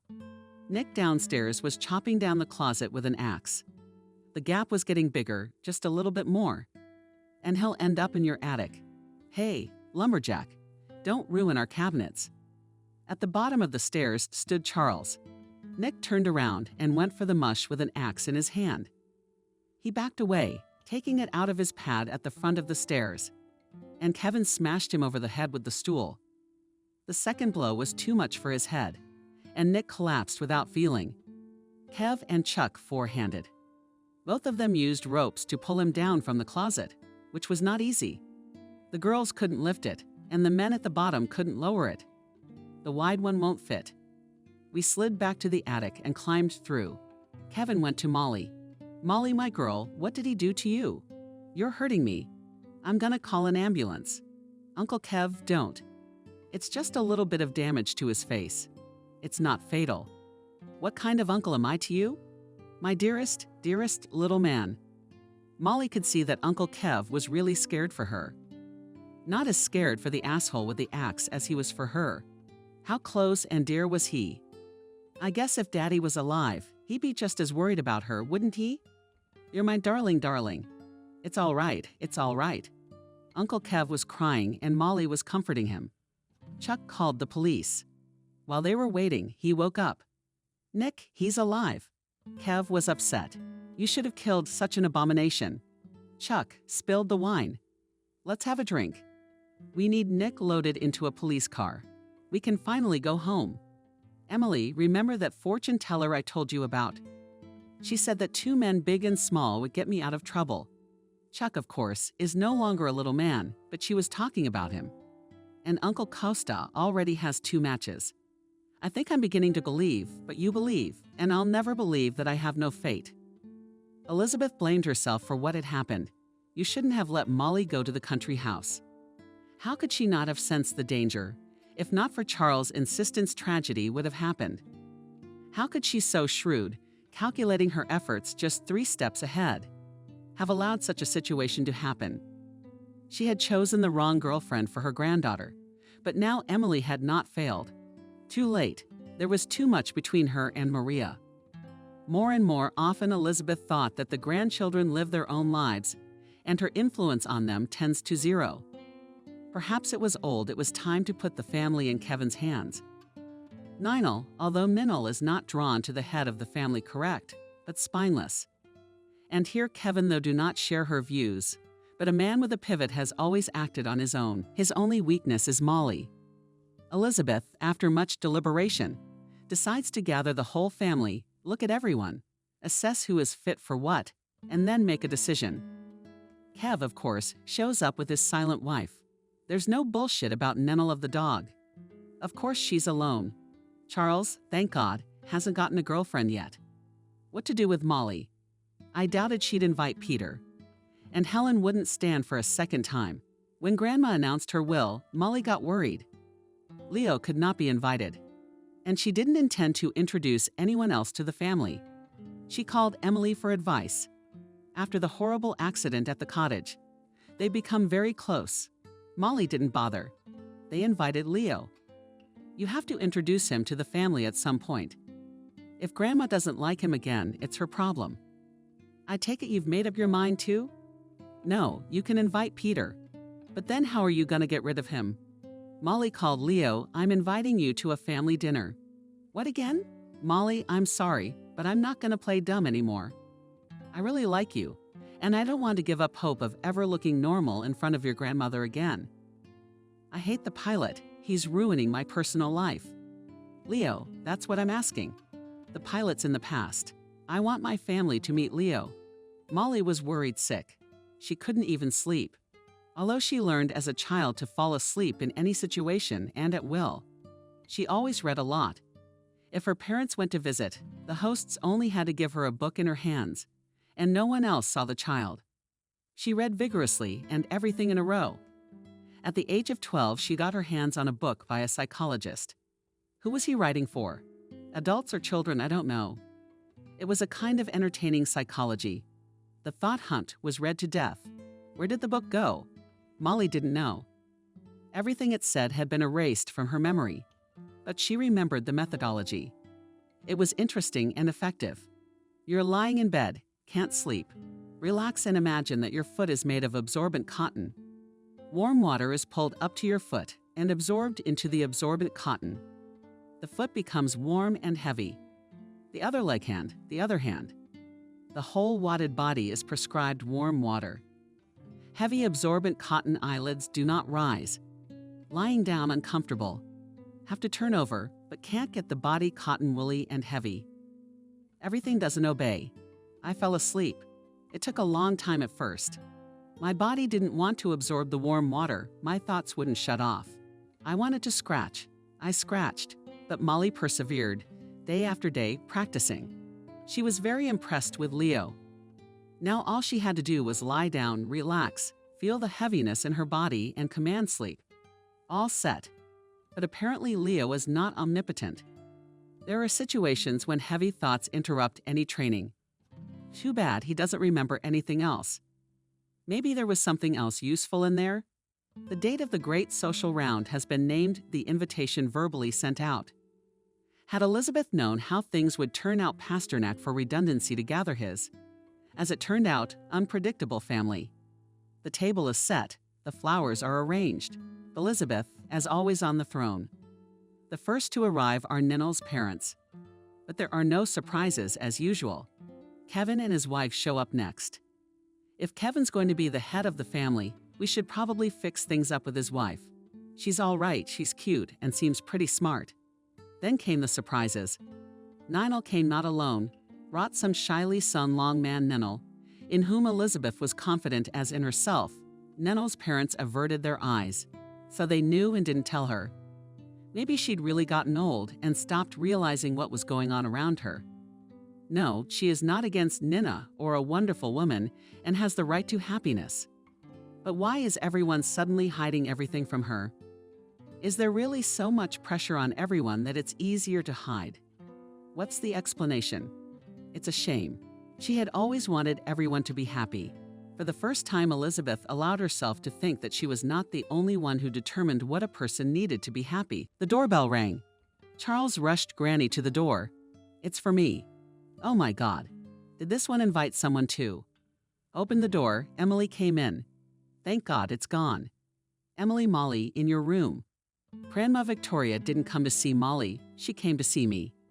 Has everyone lost their minds? Or is she being taken to her grave? Elizabeth had not even thought of the expressions that were now on her tongue. So what if she was 5 years older? So what if she couldn't remember how many men she'd been with? It was nothing. It's no big deal. No, Chuck, you're not getting the golden boy. What the hell's going on? If the pilot shows up now, she'll run the whole bunch to hell. A noble upbringing won't hold her back. She's thinking of handing over the power too. Everything's going to hell, and without her, everything's going to fall apart. Okay, let's get to the table. Family dinner has to start on time. No matter what happens, we're seated. There's an empty table next to Molly. Molly, is your guest not coming? Probably not anymore. Elizabeth mentally crossed herself. He's probably drunk. Yes, he can't walk. And then the doorbell rang. Well, not just that. Molly jumped up from her seat. Molly, sit down. I'll get it. Walked to the door, determined to throw on a robe down the stairs. Rest will stand, but will not let into the house. On the threshold stood a young man with a bouquet. A pleasant look, sincere smile, unconventional hairstyle with a long, expensive suit. Elizabeth, this is for you. Sorry for being late at work, delayed. Let me in or I'll be on my way out. But then would you be so kind as to tell Molly I stopped by? There was something subtly familiar about the young man, but Elizabeth couldn't remember where I'd seen him. So it must be Molly's beau. All right, let him come in. Let's see who he is. Come on in, but it's not appropriate to be late. Pardon me, won't happen again. Elizabeth ushered the guest into the living room. Molly opened her mouth in amazement, but Chuck couldn't contain his amazement. The pilot jumped up and shrieked. Oh my gosh, he threw himself around the guest's neck. What pilot? Elizabeth took one look at the guests and realized, yes, that's him. Molly, how's it going in there? Let's go outside. Leo was apologizing, repenting, almost standing on his knees. Molly tried to explain why she did it. She was justifying herself as best she could. I'm sorry, I started it. Leo just played along. But he had nowhere else to go. No, it's your fault. No one made you pretend to be drunk and a plumber. They both shut up. I don't know if it was a circus then or now. Leo, can you explain to me who you are? I'm the technical director of the publishing house where Molly works. I understand not noble blood, not a boss, not a businessman, not your level. But he's a specialist with a name. Apartment, car, everything, and he's in love with your granddaughter. Okay, specialist, let's go to the table. The guests are fainting. Leo went into the living room, and Molly Elizabeth held Molly. Molly shuddered. It was the first time her grandmother had called her that. Do you think I'm a monster who will devour anyone who opposes his will? What I want more than anything is for all of you to be happy. But what kind of happiness is that? Kevin's been marrying all his life. Non'll bring some guy to marry a lid. Charles, I'm not talking at all. I guess I'm wrong. Happiness is different from happiness, according to you? Tell me, how is your Leo better than Peter? Grandma, I've learned so many unexpected things about Peter, I won't tell you, so you won't be disappointed in people. Let's take a look at Leo. Maybe he's worth it. Come on, let's go take a look. Although he was so convincing as a plumber that he's right in front of my eyes. The rest of the story's been pretty much the same. The queen in charge, the vassals agreeing. It turned out that Nellie brought a very intellectual swing mouse Elizabeth by the belt shut to the end of his wife. Elizabeth blessed Ninel, quietly in the kitchen so they wouldn't gossip. The widow of a son, after all. Leo behaved impeccably. I'd like to say there's nothing to fault. If Elizabeth were to tell about their first meeting, or the second, they wouldn't believe her. To be honest, Elizabeth was in for a pleasant shock. She liked Leo. She just couldn't get over Helen yet. Charles and Emily didn't bother her too much. Another protest would calm down. Meet a cute girl, and she wouldn't remember who Emily was. Molly and Emily were standing on the balcony. Molly, why haven't I heard anything about Leo? Come on, girl, tell me where you got it. Why is Elizabeth reacting so strangely to him? He's a decent young man. Doesn't she like him again? Oh, I've done so many things. And Molly told the whole story. Damn, that's a shame, Helen. I didn't see it. Emily, what's your 46? Oh, come on. I don't have anything with your brother. I don't mess with kids. It's just a show for Grandma. You're setting a bad example for your brother. I'm the pilot today. Remember that fortune teller I told you about? It's weird, but it's coming true more and more. She said they're trying to control me, but they don't know what I want. That's right up my grandmother's alley. She genuinely wants me to be happy, so she tries to keep me out of trouble. She chooses where I go to school, where I work. Not because she wants to control everything and dictate who should live how. She's trying to keep me from making mistakes. But who and when has someone else's experience ever taught anything? The only thing that can teach you anything is the bumps you've made yourself. Yeah, Emily, you're already the jumping expert.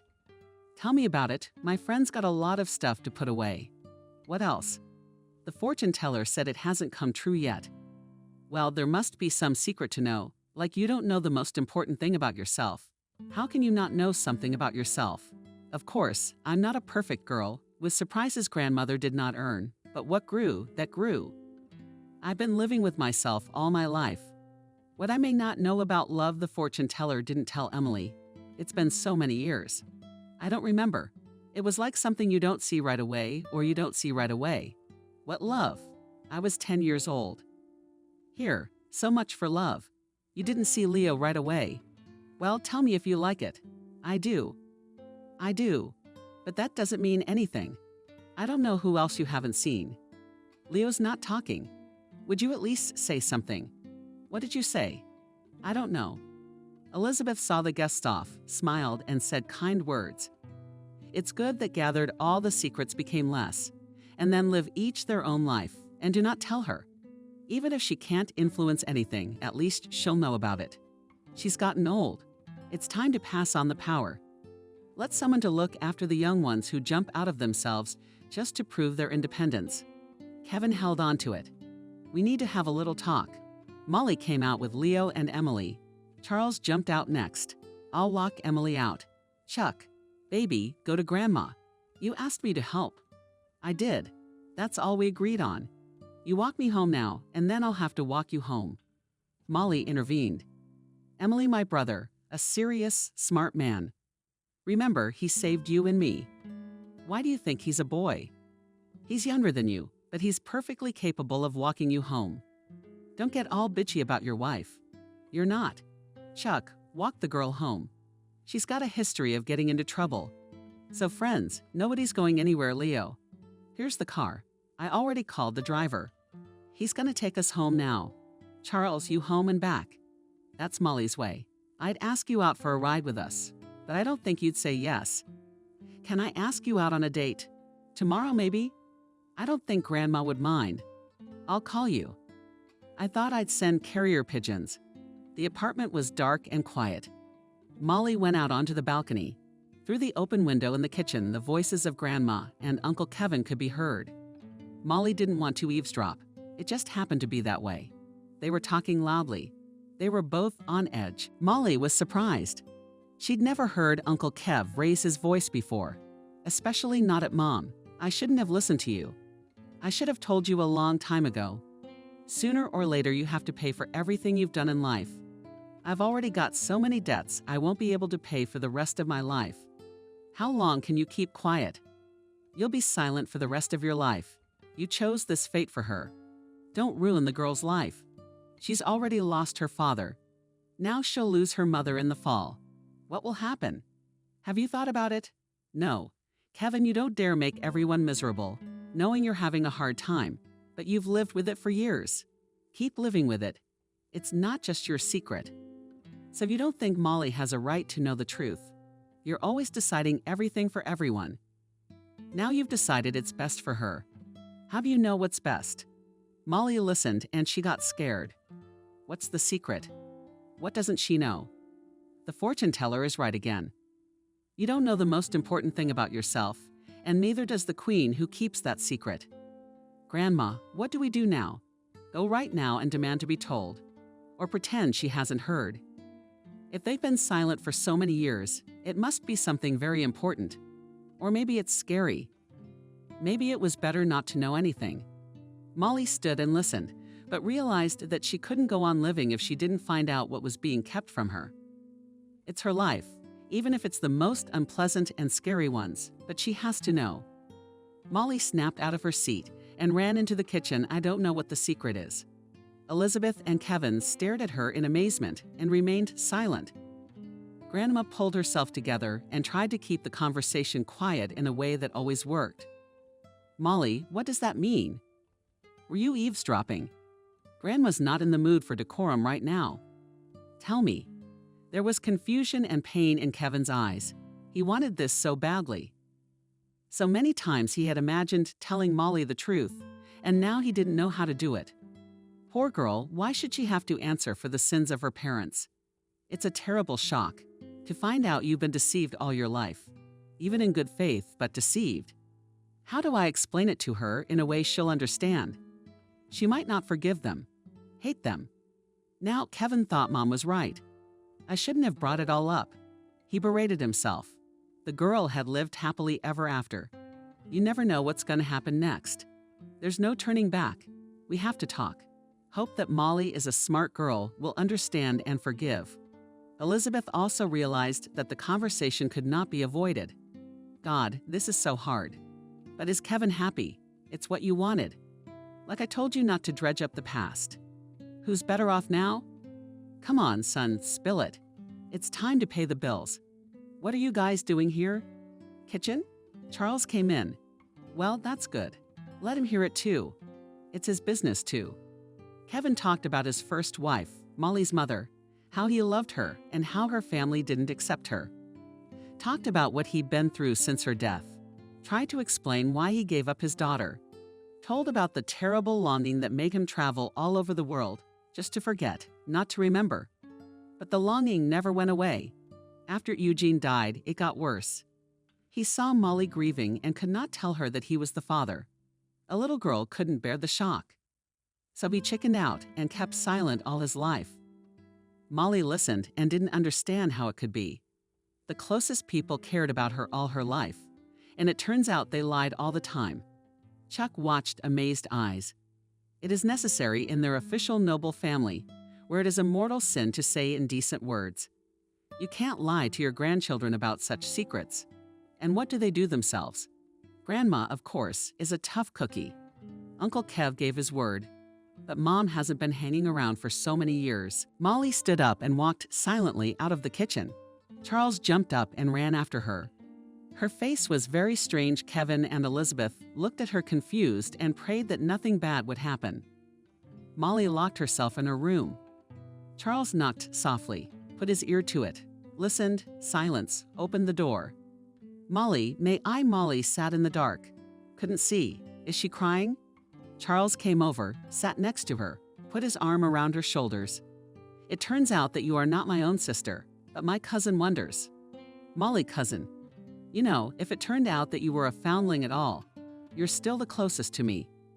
Molly, well, do not worry, of course. Ancestors upset, but basically you have nothing in life will not change. You know, I feel sorry for Uncle Kostya. He got his grandmother with her games in the nobility and spoiled his life.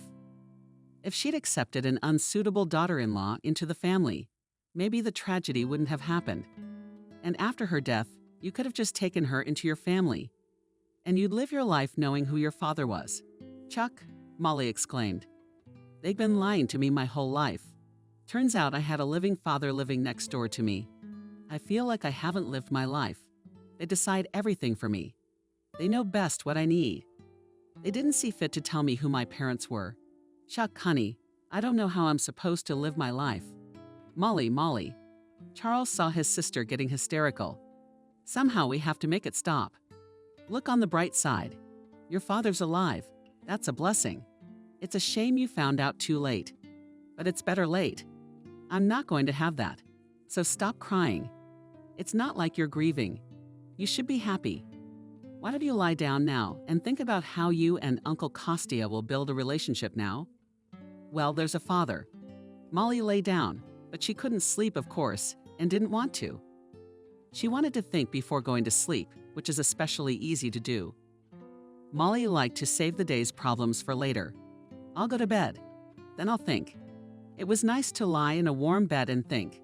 The problems didn't seem so important anymore. Thoughts were racing. Molly caught herself thinking about nothing, not the things that seemed important. And now she could not concentrate and decide how to behave with her grandmother, and most importantly, with her newfound father. Then remembered the trip to the sea with Mom and Dad, then suddenly out of the blue, the nightmare of Emily's experience at the dacha. Suddenly, I remembered funny little Chuck. How did he try to walk? A big black cat knocking him down.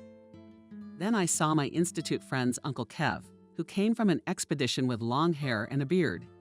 Grandma scolded, but Molly liked him handsome and masculine.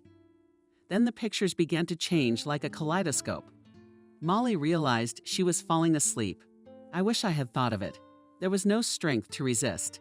In the morning, she felt better. Maybe Chuck was right. There's no grief. Yeah, they lied to her, but they didn't mean any harm. They thought it was for her own good. And having a father like Uncle Kev, not bad at all.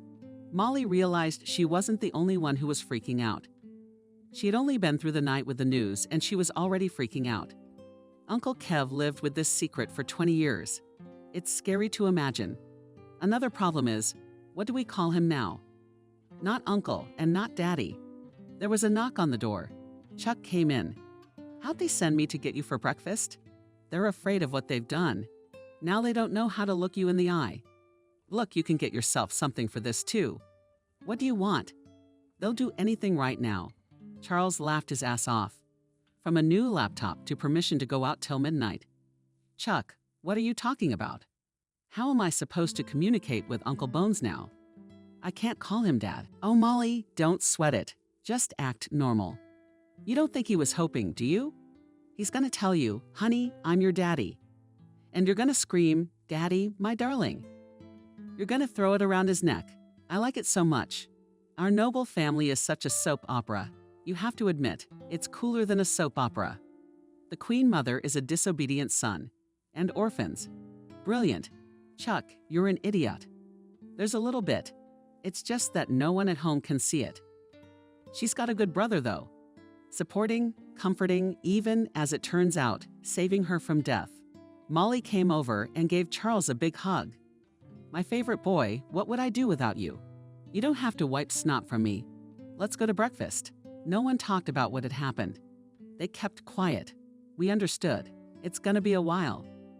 Everyone has to get used to the new reality. Everyone felt guilty. Even Molly. What was her fault, though? Just one. Chuck was having fun. But he tried to keep his head down. He knew he could get his ass kicked. Everybody's too nervous. Didn't look at Molly so miserable with poisoned eyes that her heart stopped. Molly thought she had it the worst. She couldn't decide how to deal with her new father. Nellie's not the one losing her daughter. She'd always been a real mother to Molly. Molly couldn't realize that wasn't true. She walked over to Nanelle, hugged her, and whispered, Mommy, help me, it's not so hard. You know how much I loved Daddy. I still miss Nanelle Hale, and tears came. Elizabeth left the table. I don't want the children and grandchildren to see her crying. Somehow things gradually settled down. Everyone calmed down. Life went on as usual, with its troubles and joys. Only Kevin looked at Molly with a question and hope. But she didn't know what to say to him yet. Molly was dating Leo, and we were having fun together. A romance seemed to be brewing. There was no talk of feelings yet, but there were definitely feelings. Anyway, Molly was thinking about Leo all the time, missing him. It was impossible to keep it all inside. I had to have someone to say, yes, you're not wrong. He's the real prince, trustworthy and loyal. And Emily, as luck would have it, was going somewhere over the precipice. Probably another heavenly love. I wouldn't want to get in trouble again. Charles was assigned to play the role of vestmate. He listened to the revelations without complaint. His sister's lover was supportive. He didn't play hard to get. He liked Leo. He's a cool dude. Molly wouldn't let go. He's the real deal. All that grandma's advice wasn't even close. Leo invited Molly to his dad's birthday party. Time to meet the parents. Leo, I'm afraid I met your grandmother. It's an ordeal. My parents are dandelions compared to her. I'll tell you all about my family so you won't be surprised. I already did. We, as in the fairy tale, was a father of 3 sons. The eldest, of course, the smartest. Andreyusha, we have a serious investigator. I wonder how he managed to get married. From him, girls ran away in half an hour, could not withstand his boredom-correct and boring junior in the story of the fool. And we just have informals. Dan's a party musician. Hell knows who else. He looks the part with headphones when he's dancing. You recognize him. I drew him when I was doing Helen. But I'm average, you know, not so good. Who's Daddy? My dad is a brutal man, a former car racer, now a solid businessman. And my mom is a goddess that a cool car racer worships all his life. Happy they're one love for life. That's what I want. Maybe you shouldn't bring me to your birthday party. Let's do it some other time. No, that's the day. My wife's always bringing her girlfriends. My mom's been nagging me about meeting someone. She's always trying to get me married. If I don't come alone, they'll be happy to have me." Molly was stunned. Excitement made her stutter for some reason. When we got to the house, I couldn't get out of the car. My legs wouldn't move. Leo's mom opened the door. Molly was breathless. How beautiful. As it turned out, her mom was just as worried as Molly. The eldest is married. The youngest is still to be decided. Leo had never brought a girl to the house. I was curious to see who he finally chose. On the other hand, if she didn't like it, what could she do? She wouldn't discourage her son. It would take him another 100 years to choose. But it would be hard to see him make a mistake. Molly hasn't said a word yet, but Mom's heart is relieved. Well done, son. You didn't choose for nothing. Leo's dad came out into the hallway. Oh my God, this is not a family. This is the cover picture. Tall, statuesque, with clear, practiced eyes. Come in, my dear young lady. I'm so glad Leo finally thought to bring you. He's old and smart, but not too bright. When Molly entered the room, she could tell who was who. Leo described the clamps very accurately. The excitement evaporated without a trace. It was easy and fun. This was impossible in their family. Grandmother would not have allowed to behave so directly. But here they didn't act like nobles. They were having a good time. Helen, help me. Mom beckoned Leo and went into the kitchen. Mom, are you going to interrogate me? I'm going to die of curiosity. Where'd you get Molly like that? She studies, works at our publishing house. Beautiful, smart, of noble blood. What kind? But her grandmother made up her own story. She's been tormenting her family with her fantasies all her life. You should see their house. It's like a nobleman's nest, and Molly has somehow managed to stay normal. They're a very nice family. Grandma plays queen. They don't bother her. A good girl doesn't miss out. She's clean, bright. You won't meet another one like her. Mom, why did you praise her so much? It's the first time you've seen her. First of all, I see what's good. Secondly, if you don't get married now, you're gonna be a pain in the ass for me and Daddy. I want to put you in good hands. Oh, I see. You're annoying. Well, there's a little bit. Mom hugged Leo. I want you to be happy. I don't pester the wind in his head. You should get married. Invite Molly over more often. And don't take offense. I'll always be on her side from now on. You know, female solidarity? Thank you, Mom. Leo and I left my parents' house. We didn't want to part, so they went for a walk at night. Walking, silent. Silence together. Sometimes it's more bonding than talking. Molly felt a strange warmth in her soul. Maybe that's what love is. But Leo didn't say anything about love. She couldn't confess it herself. The next day, Emily came running. Thank God, she showed up. As expected, she fell in love again. And again for life. A student from Krasnoyarsk transferred to the institute. A tall, healthy Siberian. He has an old grandmother here. So he moved. Emily saw him and disappeared. Emily, you're going in headfirst again. But to think, to see. Molly, when I see men like that, I can't think. You're the one who's looking and thinking. But for me, you know, my head immediately goes blank. He's so cool, so serious, so thorough. Then think about it. Maybe he's a healthy young man who's got a lot of time on his hands. He could drop everything and come and take care of his old grandmother. He's not real. Without any pitfalls, he can't cheat. Sometimes I think he's a little too honest and straightforward. I'm lucky he noticed me. I'd be hard up for a guy like that, but I wouldn't let him get away. What about Chuck? Molly started the poem. The boy fell in love. The key word being boy. Molly, think about it. I'm where I am and Chuck's where I am. He wants a clean, good girl, and I'll take care of it myself. I can only imagine what would happen to Grandma if I started dating Chuck. I'm crazy, but I'm not that crazy. Somehow you'll explain to him gently that I'm not the one to fantasize about. And how you can be so careful. We're not gonna survive another Nick. Ugh. Not to mention the night before. Only Peter showed up with a huge bouquet. Excited and solemn. Not like he's proposing. That's all I needed. I guessed it. Right from the doorstep, he He held out the ring and talked about love. Molly tried to say something, but Peter was unstoppable. I had to listen to the end. The door opened and Kevin walked in. From the threshold, assessed the situation, saw a confused Molly. A young man. Well, we're on the threshold. Come into the room. Molly took a breath. Some respite. Peter walked solemnly into the room. Grandma had already come out, and a minute later he pulled up brightly. I wonder if they sensed or overheard. What about parenting? Okay, we'll figure it out later. Peter continued his speech. Elizabeth watched with interest. And Kevin, seeing how nervous Molly was, decided to intervene. Peter, I don't think my daughter is ready to answer you. Peter averted his eyes. What daughter? The doorbell rang again. Jesus, what are we so crowded today? Chuck went to open it, shouted from the hallway. Molly, we're really looking for you today. There's another groom here. You should at least schedule them to come into the room. Leo came in with a bouquet, checked out the mise-en-scene.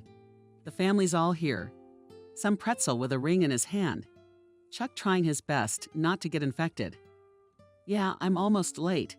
Molly, what's going on? Didn't you tell me we already applied? Charles couldn't take it anymore. Through the laughter, he said, Yes, we did. You already applied once. Why didn't you get married last time? Grandma didn't approve, did she? Yeah, Elizabeth. Elizabeth was looking at them. Oh my God. What kind of childish behavior is this? Whether to yell, whether to disperse, or to laugh. She had long ago realized that Leo was the groom. Peter doesn't stand a chance. But Molly wouldn't talk. Molly didn't understand. Is this a continuation of the game? What kind of statement? Last time they lied to piss off Grandma. Now why does she love Leo? He's playing again. Peter was more honest. He came and proposed. Leo realized what was going on with Molly. She can't hide her feelings. Her face was bewildered and disappointed. He went to Kevin. Kevin Marksman, I'm a little confused. I didn't expect to see a young man with a ring. I actually came to see you. I wanted to ask you for your daughter's hand in marriage. I thought I should ask you first. I'm very fond of Molly, and I want her to be my wife. But before I proposed to her, I wanted you and you, Elizabeth, to agree. Molly loves you very much and will not go against your will. Yes, I don't mind. Just what Molly says. It's up to her. Molly, will you marry me? I love you very much. I've met Elizabeth, and they don't ask me, but I don't mind either. My beloved grandmother, father, and little brother. I think I'm getting married.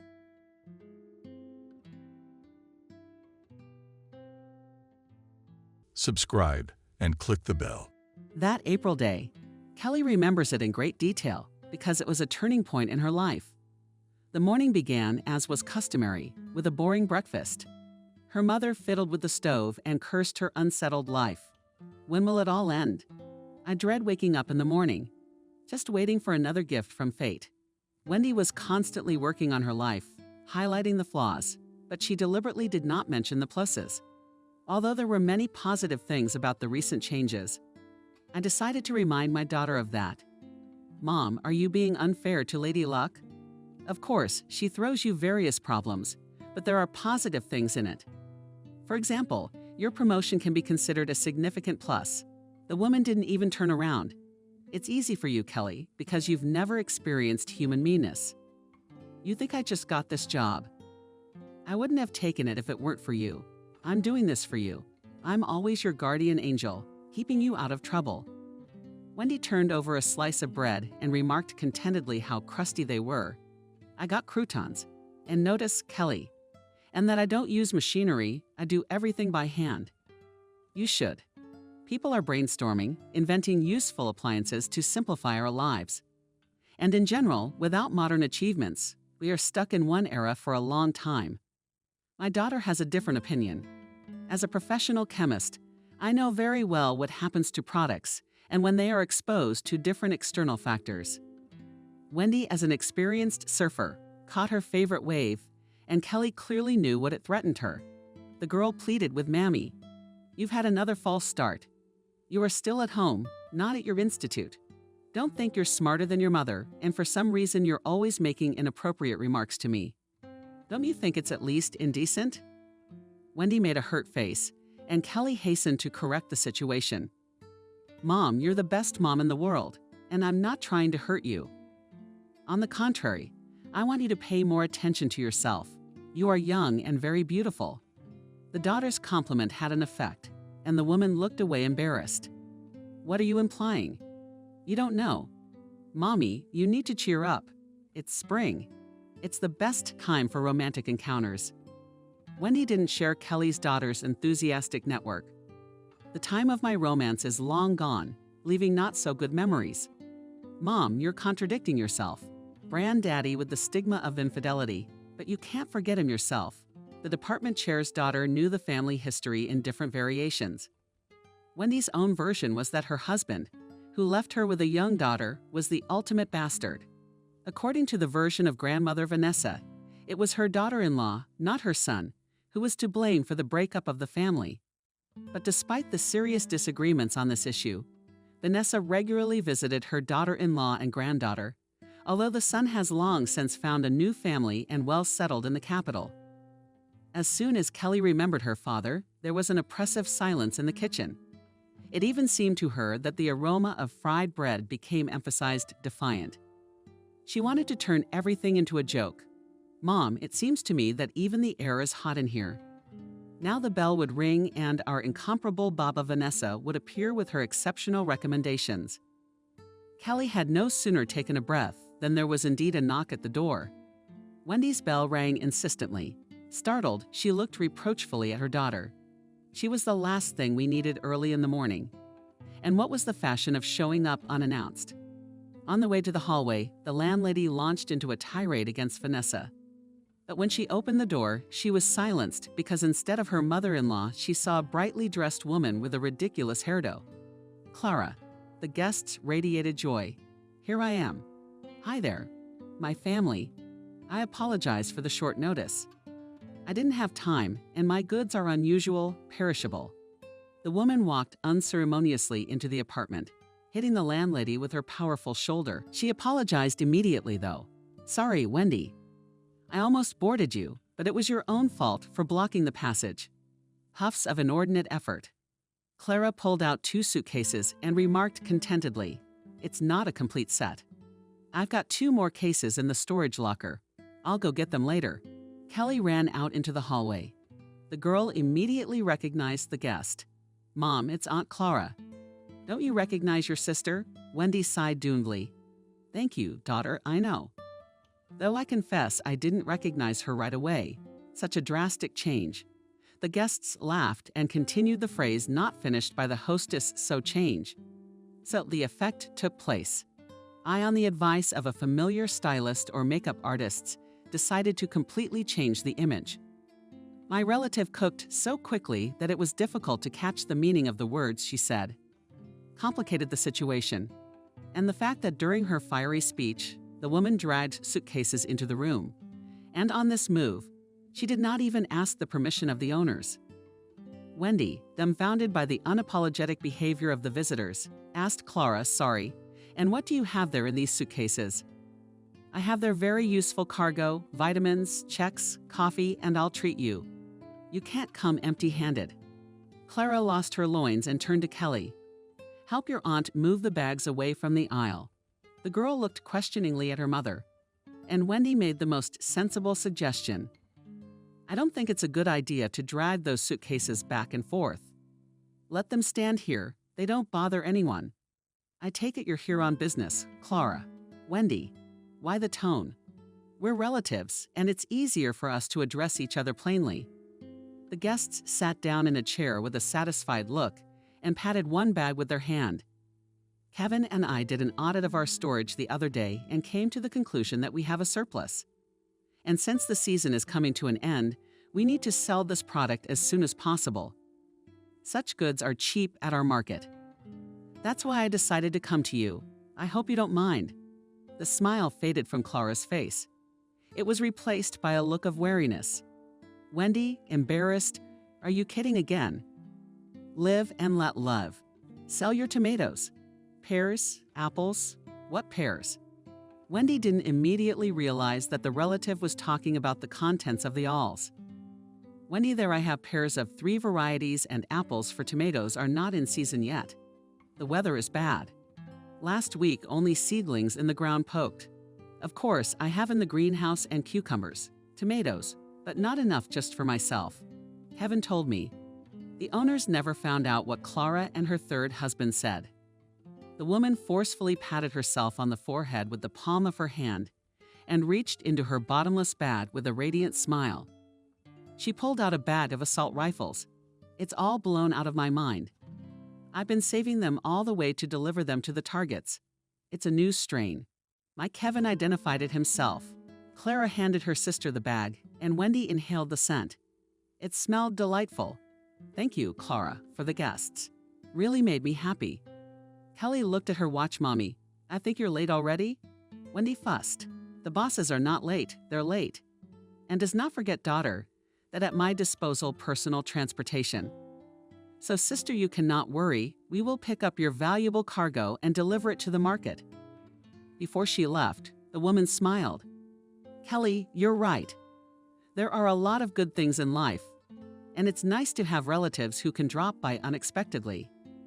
Clara asked her niece in surprise. What's wrong with her?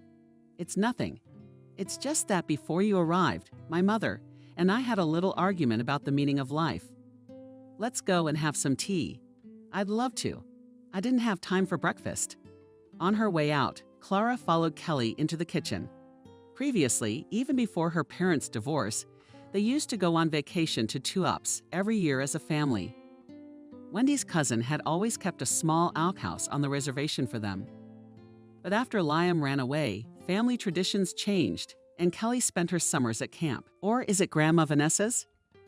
Wendy herself used her vacation to write scientific articles. To her mother-in-law's fair comment, Wendy, have you ruined yourself by working? The daughter-in-law reasonably replied, if I don't work, we'll starve to death together with Kelly. After all, your son refuses to help financially. Vanessa didn't like it when her daughter-in-law reminded her of that. But they were hardened by life's hardships. The woman found a way out of any situation. She defended her son in every way possible and blamed Wendy for everything. If you had guessed your husband, he would not have run away. And it's not too late to go to him for help. The crown will not fall from your head. Wendy immediately put a stop to such talk. I'm not going to humiliate myself in front of your son. Does not want to fulfill his parental obligations. God is his judge.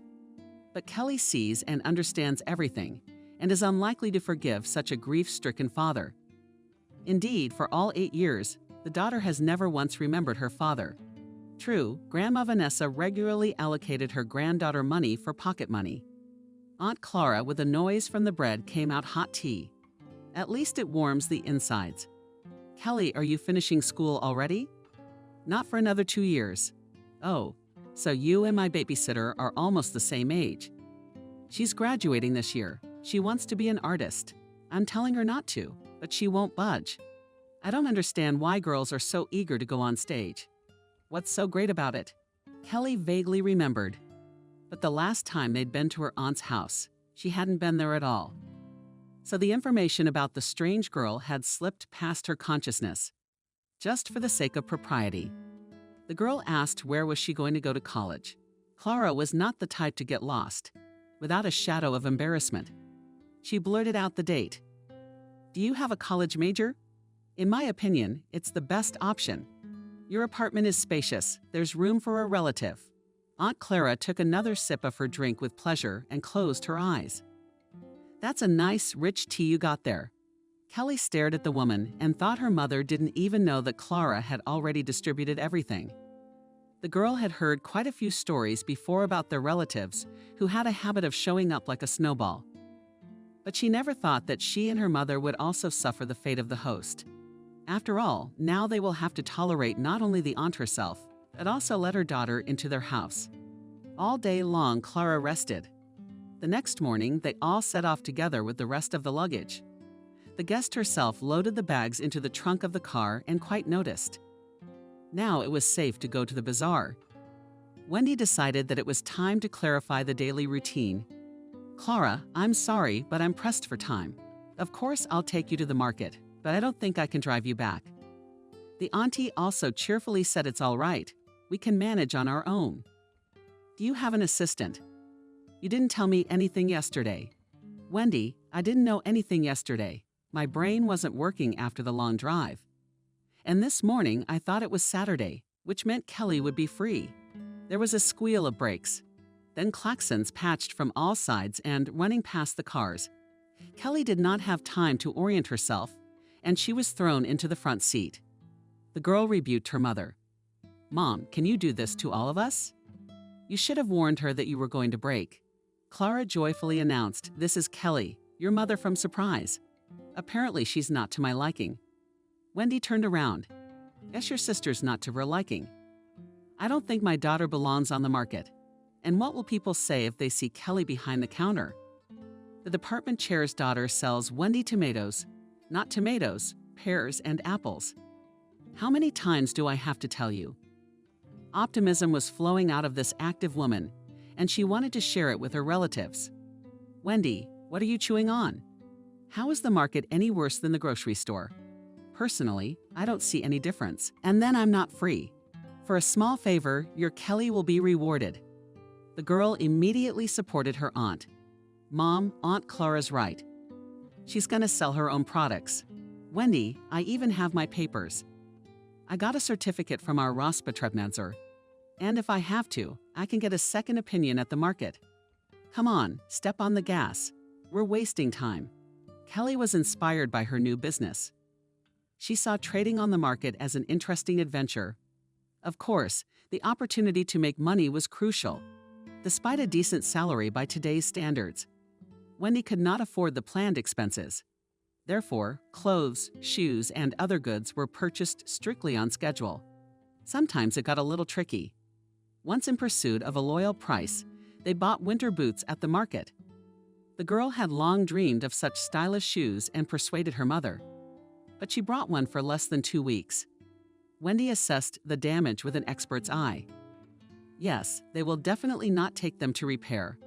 And we will not be able to make a claim to him because they did not take the check. We'll have to buy new ones. But at the moment, alas, nothing will work because the plan is to buy wallpaper for the kitchen. So daughter, wait until the next paycheck. Kelly objected, Mommy, what am I going to wear to school? Do I have to swathe my legs with both of yours? The woman shook her head. I don't even know how to be or what to think of. Listen, daughter. There on the mezzanine lying my work, in which I go to the forest. They're a little too big for you, but with a warm sock, they'll be comfortable. Kelly was torn. Mom, do you want me to embarrass myself in front of everyone on purpose? But imagine what they'll say about you when I show up at school in these ugly shoes. Kelly had hit the bullseye. The girl knew very well that her mother was very careful about her personal reputation. Wendy gave in and gave her daughter the last of her savings to buy another pair of shoes. But in doing so, she warned her daughter, I hope you realize that now you'll have to sacrifice buying a new jacket. Kelly started bitching to her mom, That's not fair. It's very fair. You're the one who bought the bad product, so you have to suffer. The girl's mother's decision had to be accepted. On the tempting offer of the aunt gave her heart hope that she could still buy a jacket from the list of the latest trends. Since the niece did not understand anything in the market trade, the aunt herself engaged in the organization of the process, and she instructed to monitor the safety of the goods. Watch out, my good girl. There is such a crowd here that they'll break it and you won't even notice. Kelly smiled at Shupkin, and the phrases were sometimes so funny. While the aunt drew up the necessary documents, the girl tried to mentally visualize the process, but came to the conclusion that it was impossible to carry it out discreetly. She was only distracted for a few minutes, but it was enough time for a teenager who passed by. He grabbed a bag from the edge of the street and dashed along the aisles. What the kid didn't know was that Kelly was the district junior biathlon champion. A boomerang in the form of a big apple, which was given to her niece by her aunt, caught up with the boys in just the third second. The blow came between the shoulder blades and the guy howled in pain. There were cheers of approval. Well done, the girl famously molded. But not enough. At that moment, the aunt appeared. Seeing the unfortunate bag and apple, she immediately realized that I almost cuckooed, and I felt sorry for the goods and apple, a rare variety of my Kevin himself bread. Kelly's mood immediately dropped. She couldn't forgive herself for embarrassing herself in front of her aunt in the first few minutes. But Clara did not dwell on this little incident. She patted her niece approvingly on the shoulder. And I did not know that you so aptly dream of apples. True, I managed to catch only the final part, when the kid howled from the blow. But it was impressive. I will. I'll call you today. I'll tell you about your feet. Aunt Clara, is that a feat? It's just an automatic reaction. I've been a biathlete since I was 10 years old. My dad got me into a sports school. The auntie made some kind of an incomprehensible noise, and then she asked, "Do you even see everything with him?" No, my mom won't let me. And honestly, I don't want to. You grow up like that, and then they turn their faces away from you. It's not for me to judge. I don't know what happened between Wendy and Liam, but they were always such a nice couple, so polite and friendly. They came to visit us every year. Clara, you're distracting me. You're making me feel like we're wasting our time, and we're gonna be out of business. In case you've forgotten, that's why we came here. We've been doing a lot of business. Oiko Gifts and Nurseries looked impressive. The famous pears especially attracted the eyes of buyers. The weight of one fruit was half a kilo, or even more, and the fruit looked very respectable. Kelly was already in her mind, calculating the projected profits. But Clara warned her not to charge too much. It's easier to attract a buyer, and the process will go faster. I don't want to sit here for 3 days, and then I have to go home. I'm looking at a prom dress and shoes. Oh, by the way, you can advise me on this. Kelly has been kidnapped by her aunt's trust. She was liking the perky woman more and more by the minute. She mentally compared her to her mother and had to admit that Wendy's only advantage was her academic title. While the girl was busy with her thoughts, Clara was soliciting customers. Do not pass by apples, pennies, buy my Southern goods and children and adults need. And those who buy 2 kilos discount from the company. Kelly watched the aunt, and she also very much wanted to throw away all the conventions and try herself in the role of invitations. But she imagined how her mother would react to such an initiative, and the hunt was gone at once. The girl filled bags with fresh goods, and Clara weighed and accepted payment. Already by lunchtime, they had sold out almost the entire stock of products. The aunt counted Kelly's receipts. The result was even better than I expected.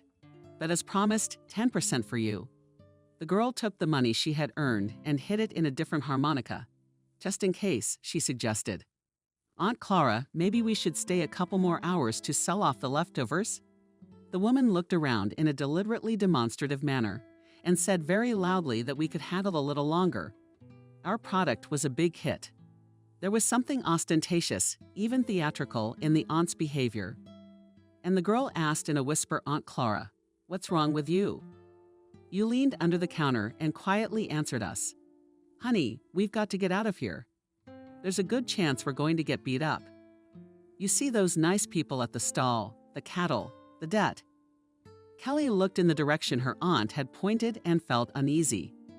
Groups of Southern-looking men were talking to each other and pointing at them. "Clara," she whispered at my command, "pull off the anchors and reception to the exit. You grab the empty suitcases and crates. The main thing is we run and don't turn around. If we do, they'll catch up with us." The woman didn't have time to finish her sentence. I'll leave her alone. The men approached the counter. One with a noticeable accent. He asked the beautiful apples, "Do you have any?" Aunt Clara said with a sunny smile on her face, "Dear gentlemen, the shop is closed." Insistent customers began to demand that the shop was closed. And everyone is still selling. A second fruit lover intervened. He was so nasty, very swarthy, brown eyes, but no beard or hair. Altogether, it looked like the man was training to be a clown, but then changed direction. A beautiful woman, mean as a fox. Why poach customers? And how wrong? You're supposed to be penalized for it. That's the rules. So they began to surround their place of business. But they didn't know who they were dealing with. Clara clutched her satchel and bellowed at the top of her voice. "And Kelly's on me. The market racketeers were confused. They did not expect such a jump from a provincial aunt in a ridiculous Tolstoy with Mickey Mouse on her chest and parted. Those precious seconds were enough for the women to run to the exit. But then their luck changed. Or maybe it was just the women's strength wasn't enough to cover the long distance. They were surrounded, and Clara whispered, "I think it's starting to smell bad." Kelly, as soon as those faces came near us, they started screaming. "This is a nice place to help us out. Tomorrow we'll go to another market to sell the leftovers." The girl did as the aunt instructed. On their shouts instantly ran away gawkers, among whom was a very active young man, without finding out the circumstances of the incident. He began to work with his fists, now began to already shout losers. By this time, police officers had just arrived. They did not begin to sort things out on the spot, but loaded everyone into the car, to the police station. We'll see who's right and who's guilty. We've seen all sorts of things, but this is the first time. I mean, come on. A woman and a girl standing up to the local racketeers. We should probably cut that gang a little slack. Wendy almost lost her senses when Clara called her and calmly said, "Wendy, Kelly and I are at the police station. I'll tell you all about it later." "Now help us out." The head of the department hurried to the Internal Affairs Department, and frightened by her sister's story, she hardly realized what had happened. She did not fail to rebuke her relative. "Clara, okay, you're an adult, but why drag a child into an unpleasant story?" Kelly decided to defend her aunt. "Mom, I'm not a child, and it's not Aunt Clara's fault. They started pressuring us. What were we supposed to do? Wouldn't you want the outcome to be any different? You're a smart woman." "Yeah, I think I got it." When the police drew up the reports and the women were released, the aunt asked Wendy's sister to help out that young man. He stood up for us right away. Basically, if it hadn't been for him, there's no telling what would have happened to us. In the compartment behind the bars sat an inseparable group of citizens who had decided to press Aunt Clara. A little farther away waited to decide their fate. A young man of athleticism, physique. Clara looked at the young man with adoration. How handsome is the real Apollo? I would like such a son-in-law. Wendy looked at her relative, so that she immediately ran out of steam. However, she complied with Clara's request and charged the unfamiliar young man when they were on the street. The boy said, "I know you, Wendy. I studied at your institute, and then my parents went to Peter and I transferred." The woman looked at the young man's face for a long time and then exclaimed, "I remember you. You still took part in the discussion club. There was a meeting with young scientists." "That's right. Me maxed, just in case." And the young man looked at Kelly with interest. "And you're good? Smarty pants." Screamed louder than a siren. Competent tactics. The most important thing in the first minutes to disorient the enemy. The girl was embarrassed, but responded with a compliment. "My aunt taught me that." But still, if you had not intervened in time, my aunt and I would not have been well. They have such mean eyes. Max laughed. "You shouldn't look your opponent in the eye. That's the most common mistake. I hope you won't have to fight off any more bullies." Clara watched the young people with amusement. "Wendy, what a lovely couple. Do you want to get married now?" "Clara, you're crazy. Kelly's only 15. And you're her saint for the first guy she meets. And in front of the police station. What did I say wrong?" "Wendy, why do you keep sticking to me? The couple is really beautiful, just like you and Liam when you were young. It was just a little too brazen." And Wendy decided to put a stop to the market show. She said so bluntly, "Clara, I get the unpleasant impression that you can put on a show anywhere, whether it's the market or the police. Kelly's our date." The head of the department looked at the car, and his stately figure disappeared into the night. The events of the next day tired the women, and they had a hasty supper and went to bed. Aunt Clara left on Monday, but promised that Emily would come very soon in her place. Even on the first day of her arrival, the aunt had praised her daughter at every turn. "My Emily has so many talents. She sings, and she used to dance at one time, then she went to a studio. Last year, she took a makeup course. She took lessons online, but they gave her a real certificate." Kelly kept silent, because her talents were only diplomas and medals for biathlon competitions. So she really wanted to meet this mysterious Emily. Wendy sat in front of a large mirror and looked at her reflection with surprise. There was no time to be distracted by conversation. Only occasionally did she express her fantasy ideas aloud. "Aunt Wendy, don't you look familiar?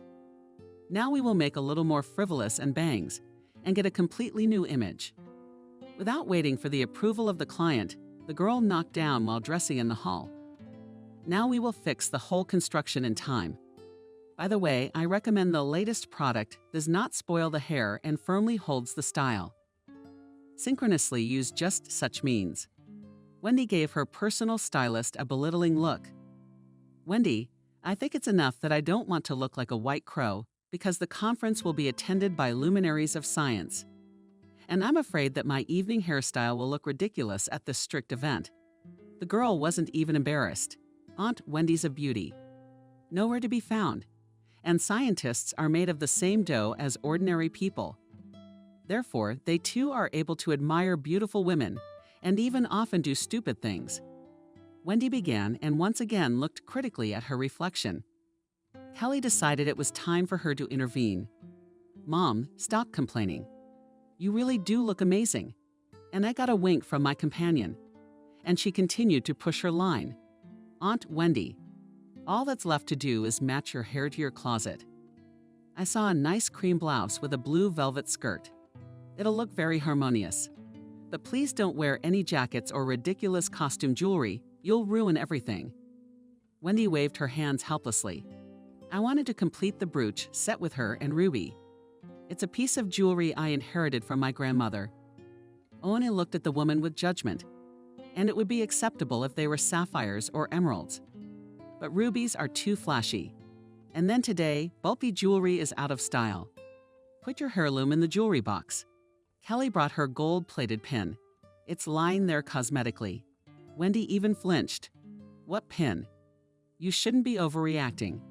Aunt Wendy is a very stylish accessory, and such small details quite successfully fulfill the mission of the proverbial highlight. Now you'll see for yourself." Not more than half an hour passed, and Wendy already looked at her reflection in a completely different way. "Emily, you are magic. I did not even think that in just a couple of hours you can so dramatically transform a person's appearance." Kelly fixed the pin. "Emily is a true unicum. By the way, they're having their college premiere tonight. They're playing one of the lead roles." "Debutante," whispered Kelly, and Wendy shifted her gaze from the mirror to her niece. "Emily, what on earth have you been quiet about? Such an event, if I can make it, I would love to join you. It's been so long since I've been to the theater." Emily blushed and threw an angry glance in Kelly's direction. "Aunt Wendy, this is just our term play. I mean, it's practically amateur level. And I'm not sure you're going to like the show. And the themes are a little shallow." The woman was puzzled. "I get the impression you don't want me to be there for you." Kelly came to the rescue again. "Mom doesn't really want me to, but she's afraid you'll underestimate her acting ability." "Oh my God, I'm not a theater critic. I can only judge as a layman." "Okay guys, I'll talk to you later. I'm gonna be late for check-in." When did Wendy's door close? Kelly said thoughtfully, "Emily, ever since you've been in our house, Mom's been unrecognizable. I get the impression that she has an admirer. Is that a bad thing? My mom's living the high life. What was your love affair with Kevin? It seemed like forever. But the man would slip up a little, and Clara would give him a hot kick in the ass. And she's alone now. What about breeding new varieties of apples, pears, and other crops? After all, according to the stories of Aunt Clara, a specialist in this case, she smirked. There are a lot of such specialists only in Tuaps alone. And my mom is not used to grieving. And now David is sweating on her plantation instead of Kevin. Not a bad guy, but a little old. Honestly, I don't know how you can get married so often. Personally, I'd like to be married once and for all. Everyone wants to, but it's almost unrealistic. Take your mom, for example. She's only 42 years old. Women that age still have babies. She's doomed herself to loneliness. And there's another stereotype that needs to be broken.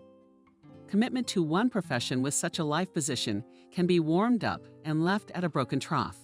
And what to do? Give me a hint, since you're so smart. It doesn't take much intelligence. I'll take my mother as an example again. You think she was born a complete primitive? No, Clara speaks 5 foreign languages. For almost 15 years, she taught school and then college. But one day her mother realized she didn't want to work for a degrading salary. First, she took up translations, and later she switched to the resort business with the help of her husbands. Mom built 3 outhouses, and now she has a stable and good income. Despite her positive attitude toward Aunt Clara and Emily, Kelly did not see her mother as a cheap homeowner.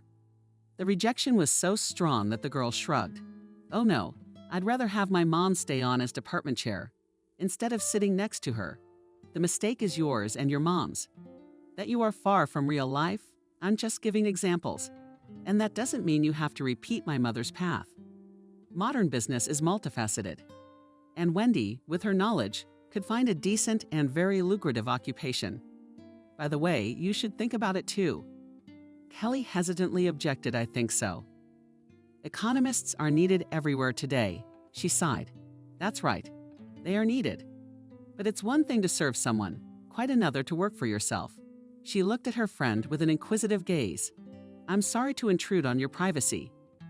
But if I were you, I'd have tracked down my dad a long time ago. That day, if my mom finds out, she'll tear me apart like a cap, but you make sure that my mom doesn't find out. You're a big girl, and you can make your own life. You know, Emily, as a sister and a friend, I've been thinking about this for a long time. And what's stopping you? Shame and fear. Shame of imposing. And fear of being misunderstood. Not by a disheveled short haircut. Kelly, you're not really out of this world. Yeah, your dad's gonna be over the moon. That you haven't forgotten him. Men at an advanced age have a very different outlook on life. They reevaluate their priorities. Kelly cried out, mercy, my unstable mind. My brain can't process so much new information. True, I understood the main message of finding my father. The girl covered her eyes and smiled. You know, Emily, it was my dad who taught me to love sports. He did a lot for me in general. My mom was always stuck in her institute, and he took me to the skating rink. And then he left quietly. She hugged the girl. Okay, don't get too depressed. We should get ready for college. I'll admit, my inner 3 bitches had already started to kick in. Kelly decided to cheer up her relative. Don't worry, it's gonna be okay. In fact, it's great to have you. Emily, you're a friend and a sister in one. Reason for your confession, and I hope you'll listen to me. Kelly had long ago willingly surrendered herself to the mercy of her companion's snoring. She tried to follow her advice because she wanted to be as confident as she was. And in just 3 years of school from the girl's best friend, she had changed a lot. Wendy noticed these changes, but considered them positive. A bright sunny day was replaced by inclement weather. Moreover, weather metamorphoses occurred with surprising speed. First, the sky darkened, then the wind came. About the same feelings raged in Emily's soul. She could barely hold back tears, despair, and spectacularly clasped hands. I knew it. My liver sensed it was going to be a total failure. Told those knuckleheads that this play would be a failure. Kelly asked, tell me, who are we talking about? I mean, who are these narrow-minded people? Trevor and Betty. Fucking theater people. Guys, everyone's gonna freak out about our play. She artificially executed her fellow students who took the play. She did this parody from the heart, and even with a PR person. After a short pause, the girl, as if to summarize the result, was not wrong. Indeed, the commission was at least half an hour in shock. They didn't call our performance an ugly performance for nothing. Kelly said, yeah, it wasn't great, but it was fun. I bet it was. Everyone in the audience was looking up with laughter. Where else can you see a wolf on a scooter and a family? I'm not talking about the grandmother and her hilarious arrangement of a bun named Boo Boo. But the one that struck me the most, in my opinion, was Little Red Riding Hood. I mean, you had to pull off a fairy tale plot like that. Kelly stroked her foot on her arm. But your bunny looked pretty good against that background. Yeah, it was a good play. It's just that your directors were a little ahead of the curve in some places. She sighed. I realize you're coming on to me, but in my opinion, I think you've gone completely overboard. and we'll have to take the exam separately. The board made it pretty clear to us that we mutilated the classics. They definitely liked The Wolf Investigator, but they said that the topical theme should have been reflected in a different way. We got the appeal, not the denial. It's a good thing Wendy wasn't here. Our art would have made her hair stand on end. They're no good to themselves because it's hardly your fault. The girl cried. You're wrong, Kelly. The failure was my fault. It was my idea. But those two dumb-ass morons turned it 180 degrees, and it was obvious at the dress rehearsal. But we were all rusty. We wanted to see how our professors would teach. To my mind, that's exactly what happened. Were you able to get the effect you wanted from Kelly? How about if you get creative that way? I can see what would happen. It can't, don't. One experiment is enough. Are you right? I think I should stop here. But that doesn't mean it's game over. Kelly looked anxiously at her friend, wondering if she was up to something else. The girl was suddenly amused. You know, I realized that I'm a lousy actress, to put it mildly. And what's the point of pushing in the background? I'm gonna try a new role. You want to drop out, but you've only got a little time left. No, sis, I'm not dropping out. I could use an extra diploma. I'm going to study to be a makeup artist. By the way, very rare and in demand today profession. Such specialists are needed not only in the theater and cinema. You can still make fabulous money in the ritual services. Kelly pulled her eyes out in fright. You're crazy to do makeup on a dead person. It's totally lame. You don't understand this market. We're not gonna make it in this market. Kelly didn't have time to digest the information she'd gotten, but her friend pushed her painfully in the side. I think we're being followed. Tom, like two idiots, Kelly carefully turned his head. Who's following? You imagined it? No, it's definitely following us. Remember the two guys out front? I think that's them. It's definitely them.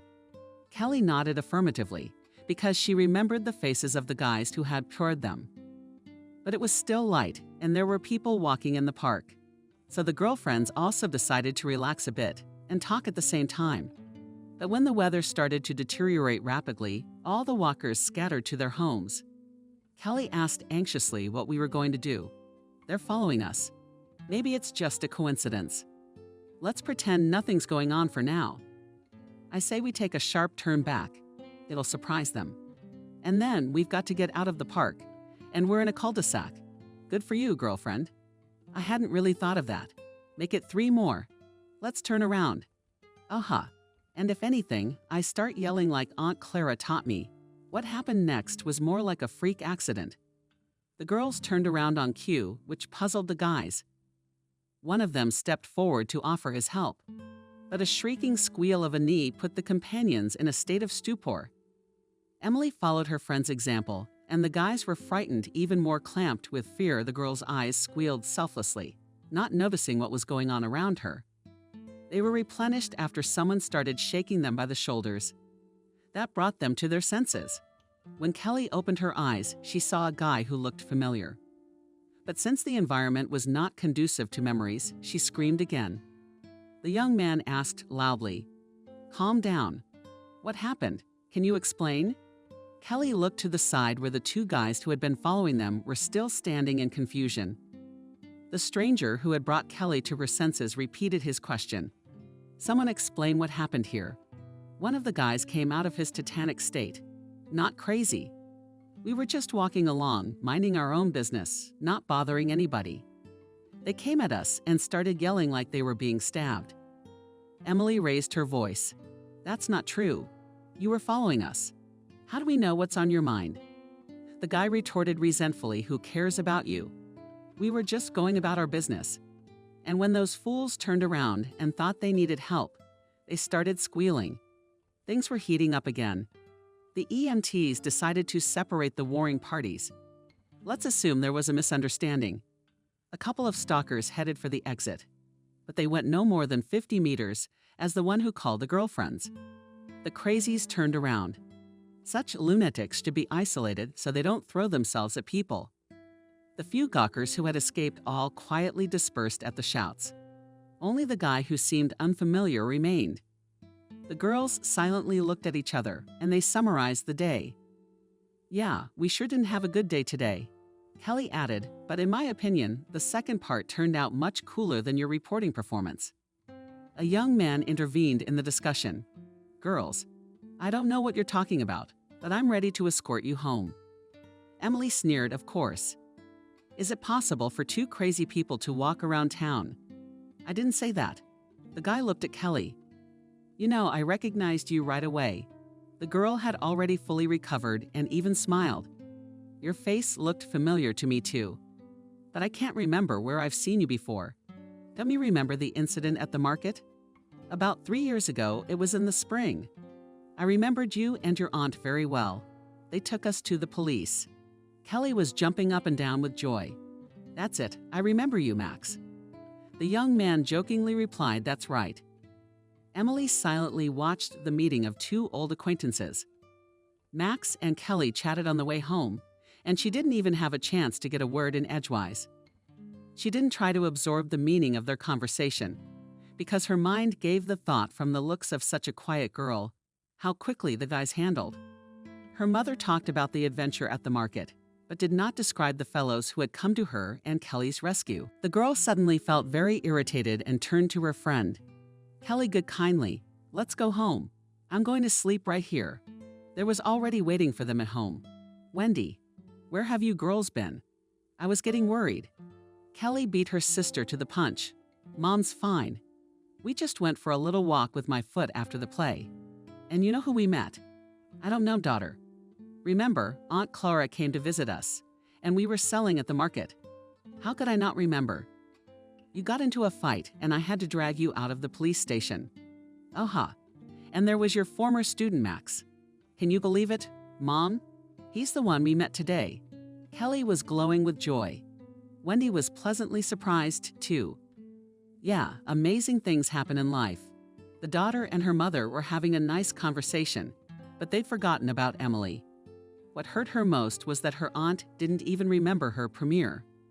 That night, jealousy and envy tied Emily's soul into one strong knot. Like any mother, Wendy was worried about her daughter. Rapidly developing romance of her daughter with Max turned into a major problem for her. First and foremost, the parent was concerned about the age difference. Max was older than Kelly by 5 years, which means that he had a completely different view of relationships with girls. Several times, the woman tried to remind her daughter to be careful in her relationships with men. Kelly, at your age, it is very easy to make mistakes.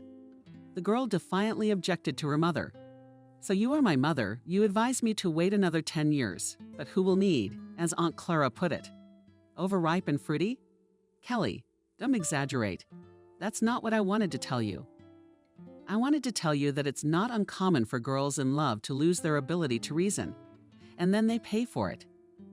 Wendy, she was embarrassed to talk openly about certain things with her daughter, but Emily did not pick up expressions and always chopped from the shoulder. Since in this matter, she was completely solidarity aunt. She, too, has often commented on Kelly and Max's romantic encounters. All guys are nice at first, but once they get their way, they won't even wave goodbye. The sad thing is, girlfriend, there are often consequences after a touching love affair. And it's not only the broken heart of the girl, but children out of wedlock. Emily spoke with pathos, and Wendy blushed at her remarks. Under the pressure of two women at once, Kelly was losing it, but she didn't give up. You two are in cahoots, aren't you? My Max is not so decent and not capable of doing bad things. Emily had gotten comfortable with the role of mentor. How naive are you, girlfriend? You should listen to what your elders tell you. I mean, you're only 2 years older than me, and listen to you, so you know everything and know everything. Then how come you don't have a boyfriend yet? Emily glared at you. I just didn't throw myself at the first guy I saw. The argument was beginning to take on the tones of a conflict, and Wendy decided to have her say, "Girls, stop fighting. We don't need to get into a fight over a disagreement." Although Kelly had always had a docile disposition and often gave in to one-liners, this time she was being pretty aggressive. I'm sick of having a babysitter sticking her nose into everything I do. I'd rather have her watch her own back, but she's talking out of her ass. Do you believe her, Mom? Kelly, calm down. You can't do that. Emily is our guest, so let her behave like one. She's used to being the boss around here. She wouldn't shut up and started insulting us. She's a hysterical little brat. And then it came back. And you're an artist from a burned-out theater. Wendy had never raised her voice to her daughter in her life, and now she's yelling at her daughter. Stop this outrage right now. What are you making a scene for? The girls went their separate ways, but each had his own opinion. Kelly thought that her friend had made the scene out of jealousy, and she was not far from the truth. And the knot in Emily's soul has already coiled strings of hatred, and the thought ripples in the sand. What kind of trash? I already think she's going to tear her hair out on herself. The girls didn't leave their rooms until the evening, and Wendy tried to find the perfect way to reconcile the parties. Emily also refused. So the first attempt ended in failure. In the morning at breakfast, the girls also looked at each other angrily. Wendy made several more attempts, but they also failed. Then she decided to give up on the girls' weight loss. Let the grown-ups sort it out for themselves. I have enough to do without them. Indeed, Wendy was not to love tragedies. In recent months in their institute began to occur unpleasant changes. Yesterday, the teaching staff learned about the upcoming optimization. They were explained that these changes are due to the fact that their educational institution will now be supervised by a completely different department. But the head of the department was 100% sure that no one would cut her down. Only idiots would think of closing the leading departments in the institute. Unfortunately, such idiots were found. Wendy had heard about it from the rector. Simon, as a young lady, modestly dimming his eyes, began from afar. Wendy, my dear, you are aware of the transformations that are taking place in our institute. The woman answered briefly yes. The rector is in his supervisor's chair. Unfortunately, it is not an easy process, and it involves some unpleasantness. The subordinates decided to help the head of Simon. Tell me directly about the coming trouble. The man exhaled. If you yourself insist, I will say, the leadership from above decided, and he knows better, that it makes no sense to keep several specialized educational institutions on the balance sheet. So they decided to disband our institute.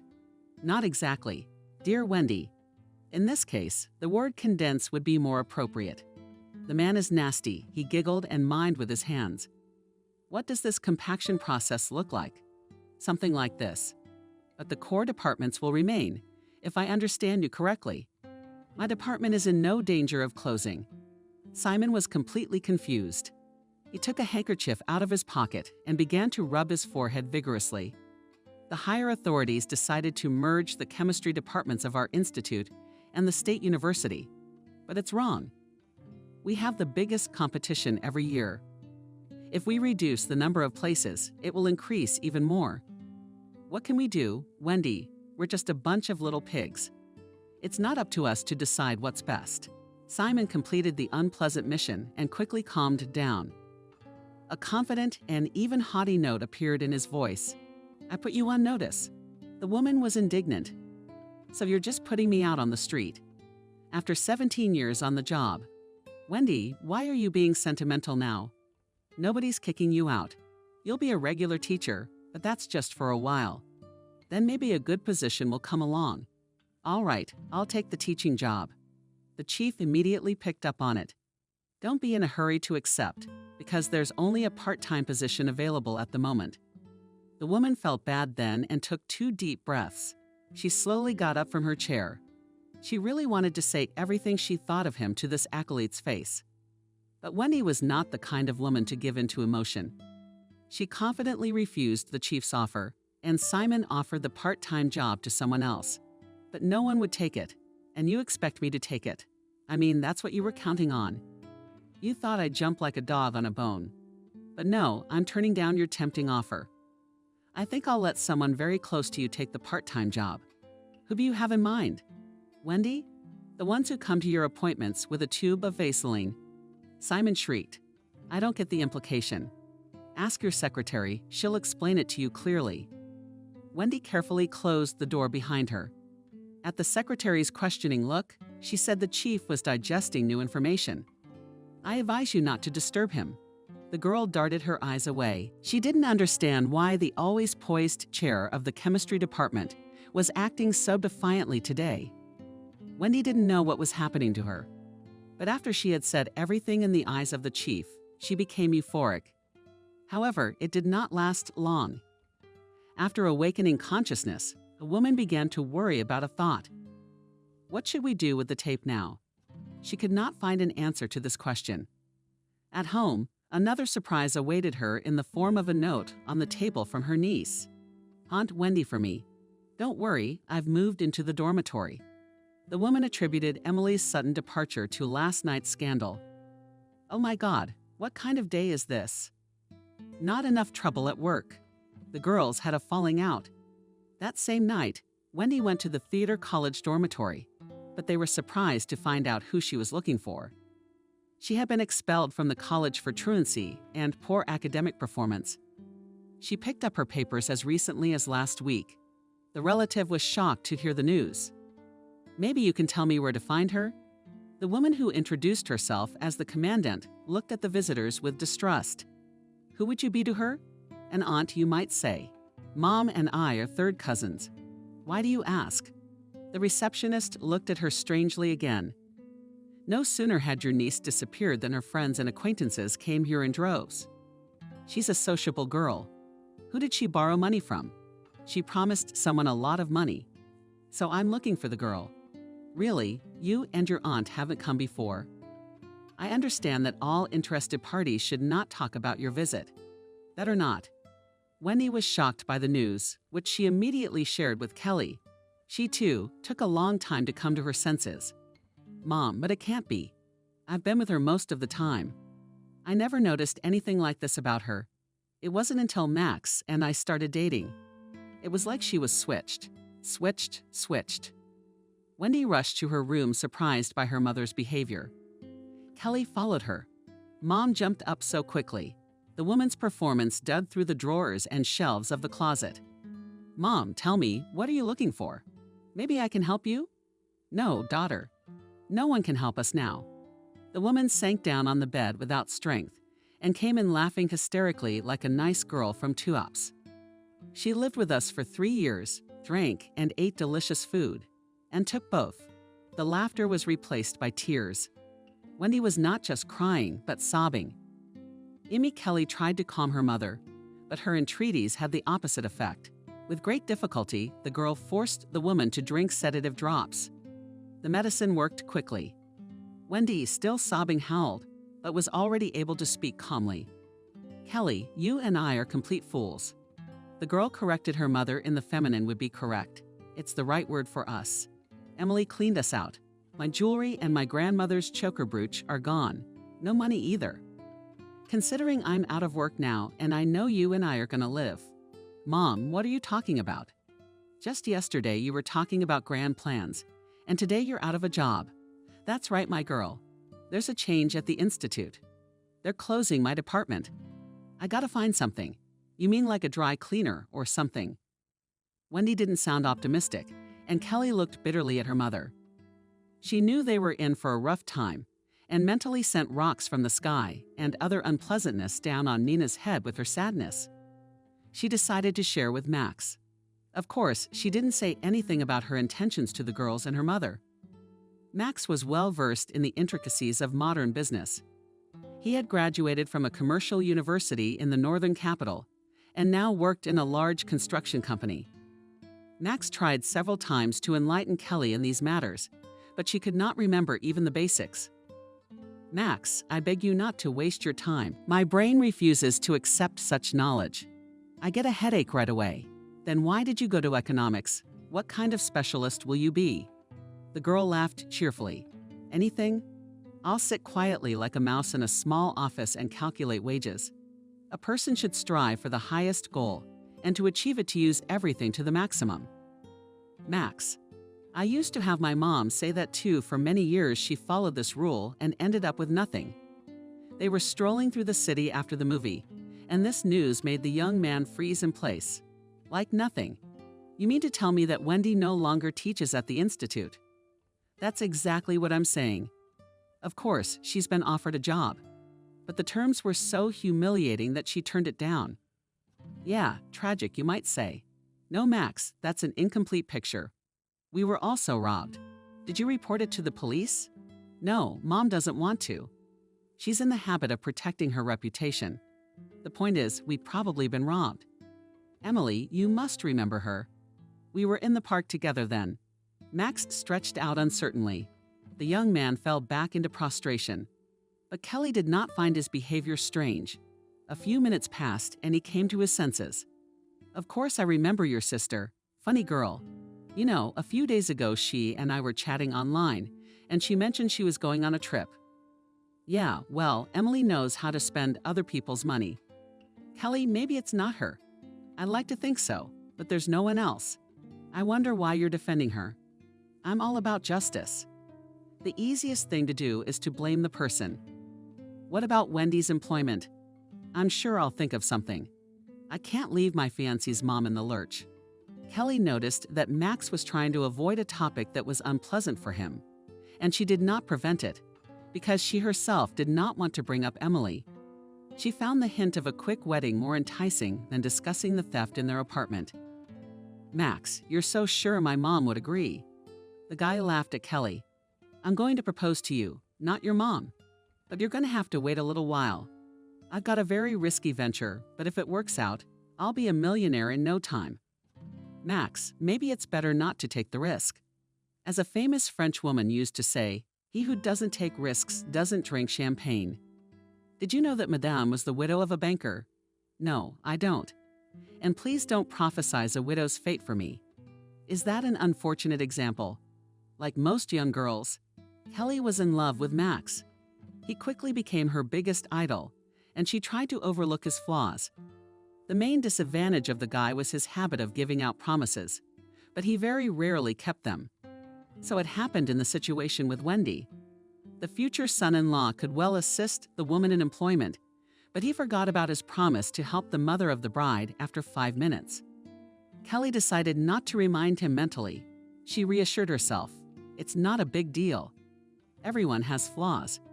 Max will get better with time, I'm sure of it. And I can help my mom myself. The girl remembered Emily's advice to ask her father for help. She did not say a word to her mother and went to the dacha to Grandma Vera. The old woman was genuinely pleased to see her granddaughter. Kelly, you can't imagine how happy I am. You've forgotten all about me. Even stopped calling. The girl felt the paint sticking to her face. Grandma recently had so much to do. So many different events happened. Not all of them pleasant. Vanessa wasn't even surprised. I had a bad feeling. Let me guess. Trouble happened with Wendy. Kelly couldn't contain her surprised gasp. Grandma, you're a psychic. You're allowed to make appointments for money, and she's a glue forest, so spit it out. What happened there? The girl briefly described the problem and at the end added, I do not want to impose. But maybe Dad would not refuse to help us. They remembered when they were in a hurry. The granddaughter looked at her grandmother judgmentally. Mom doesn't know I'm here. I never said anything about my plans, so it's your initiative. The girl nodded in affirmation, and Vanessa, after a short silence, voiced her verdict. It's commendable that you're starting to live with your own mind. It means that you're all grown up and can make your own decisions. It's easy to meet your father. The woman winked enigmatically at her granddaughter. You, Kelly, are in the right place at the right time. The girl clapped her hands. Daddy is here visiting you. You guessed it. He should be here soon. A friend invited him. They're working out some important issues. Simon was as happy as his daughter about the unexpected meeting. He couldn't take his eyes off the girl. You're all grown up now, Kelly. How many years have we not seen you?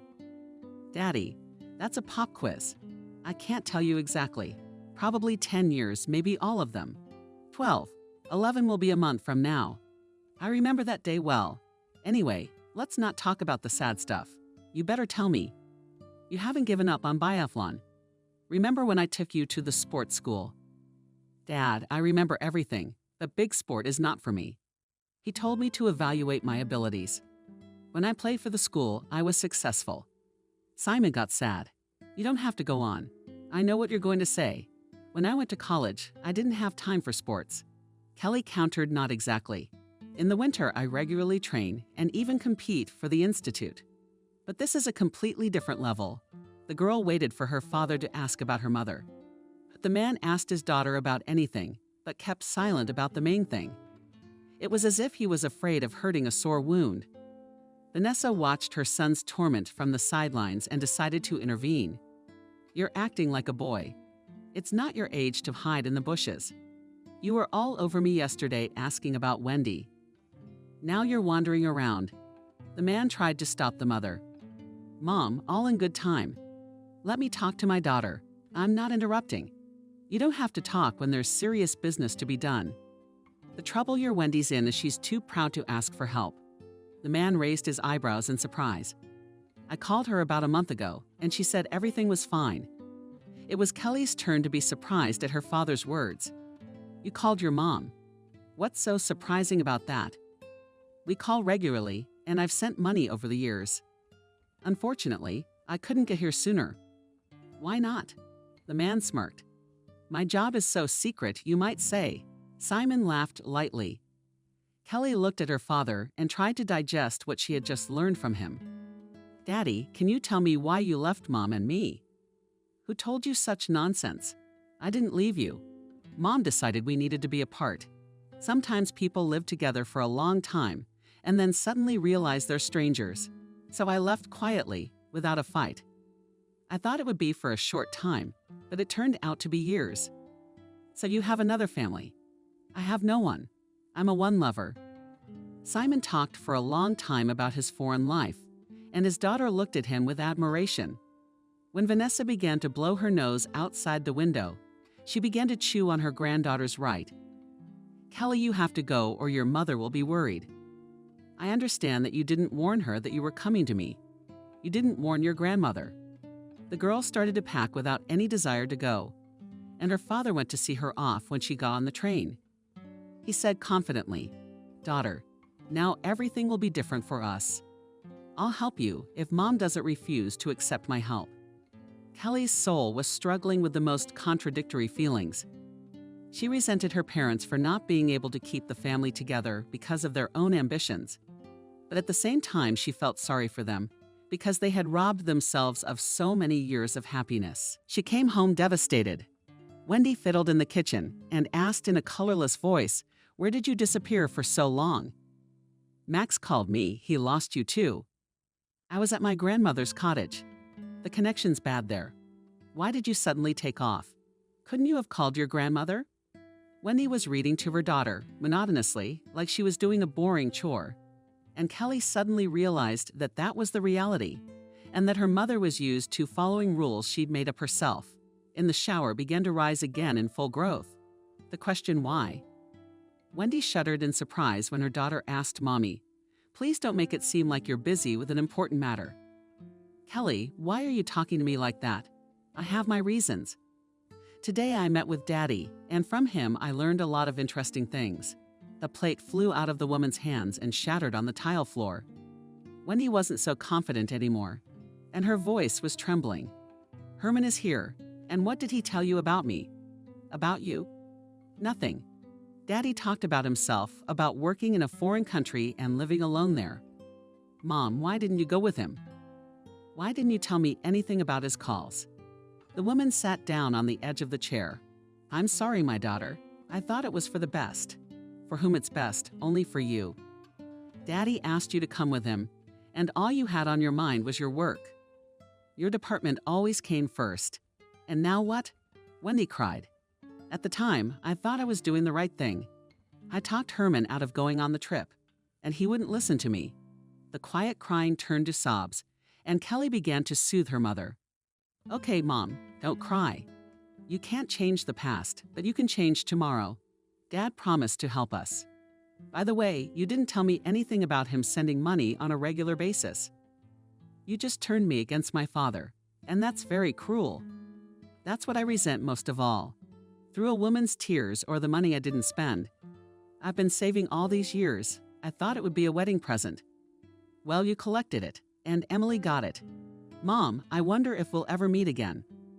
What kind of eyes will that bitch look at us with? I think people like that have no shame and no conscience. And Wendy wasn't wrong because I never worry about nothing. She not once in her early girlhood emptied the purse of her own mother, who was embarrassed to make a fuss about it on the snap, was bred by a cheeky girl of school friends and later college classmates. The seizure of the cash from Emily's aunt did not count as theft. This procedure she referred to as temporary borrowing. For almost a year, the young relative disappeared unknown where and with whom. And then, as if nothing had happened, showed up at her aunt's house, but Kelly met her. "Emily, what are you doing here?" But Emily wasn't deterred by the cold reception. "I wanted to apologize. Where's Aunt Wendy?" "My mom's gone. She and my dad went overseas." "I wonder what you want to apologize for." "Probably for ripping us off and not even bothering with Hugh's rare brooch." Kelly's rant didn't hurt the one-armed woman as much as anything else. She opened her valise-shaped purse and pulled out the antique jewelry. "It would be a valuable piece, but it's just trinkets and baubles. I'll return it safe and sound." For about a minute they stood in silence. Kelly was about to close the door in front of her, but Emily slipped her foot in the doorway. "You're going to keep me on the doorstep. We're related, no matter how you put it." Aunt Wendy wouldn't allow herself to be so careless with her guests.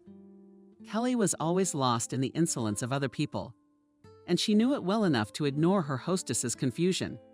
She entered the apartment in a hostess-like manner. "Kelly, you don't know how exhausting this is for me, do you?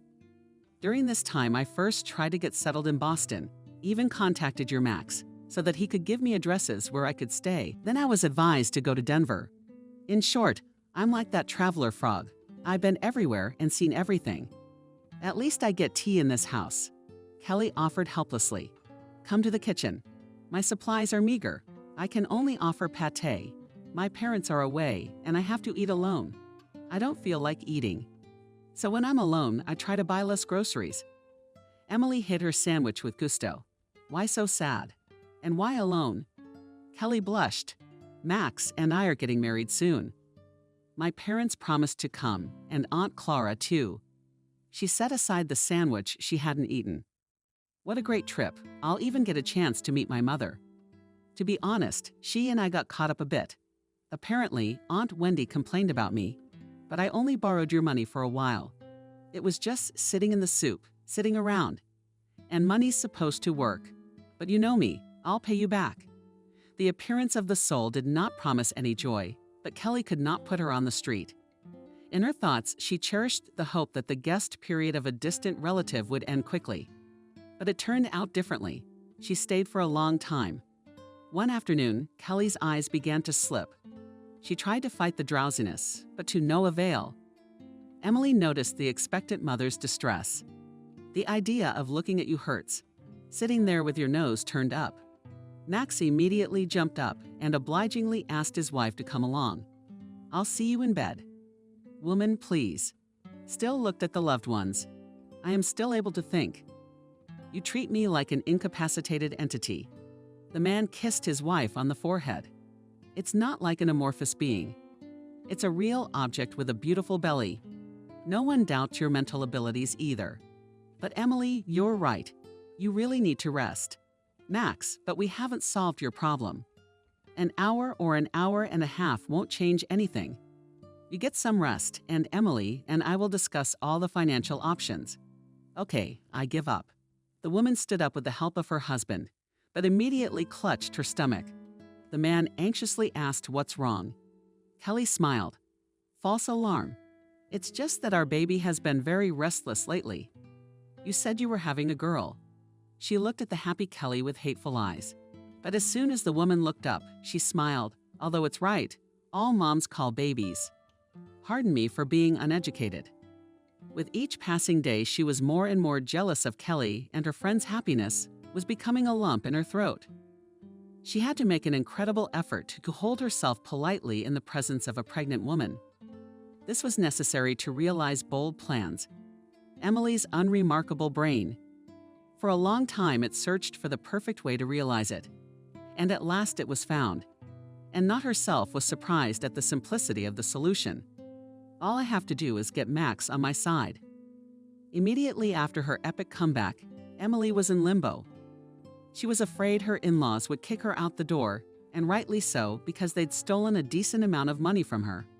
But Wendy was a woman of intelligence, and during her brief visit, pretended that nothing had happened. When she tried to assure her that she would repay the debt, the aunt calmly replied, "We can wait." Emily even collected money for a while, but then she thought that she could take her time. Her relatives did not rush her, and she finally calmed down. And why worry if her life is quite successful? After a short search, she found her dream job. Max helped her get a job as a makeup artist in a dramatic theater. True, the salary there was so meager that the girl began to think about leaving. But Kelly's husband intervened again, and it's never too late to pay off. Work in the theater is prestigious, and it is not difficult to find additional income if desired.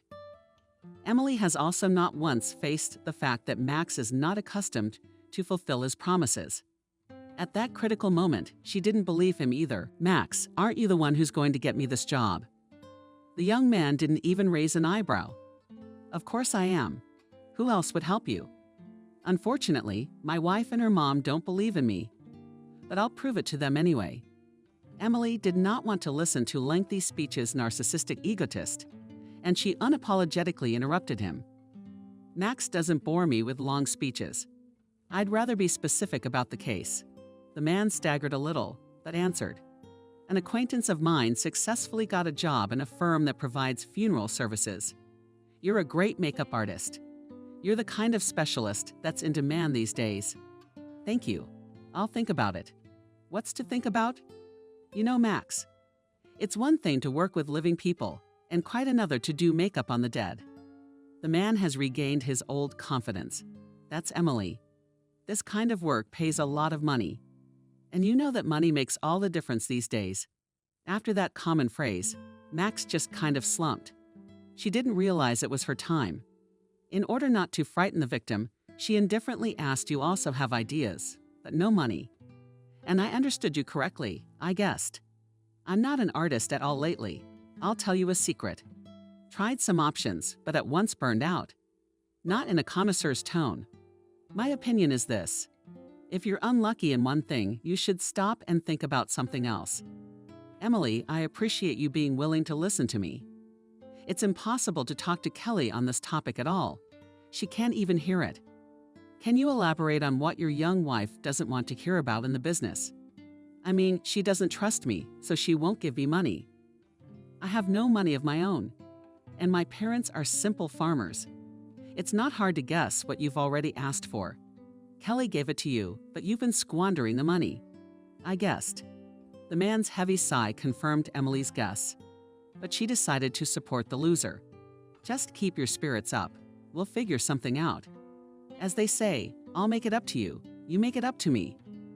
That is to say, bash to bash. Max's support, and he decided to thank the girl.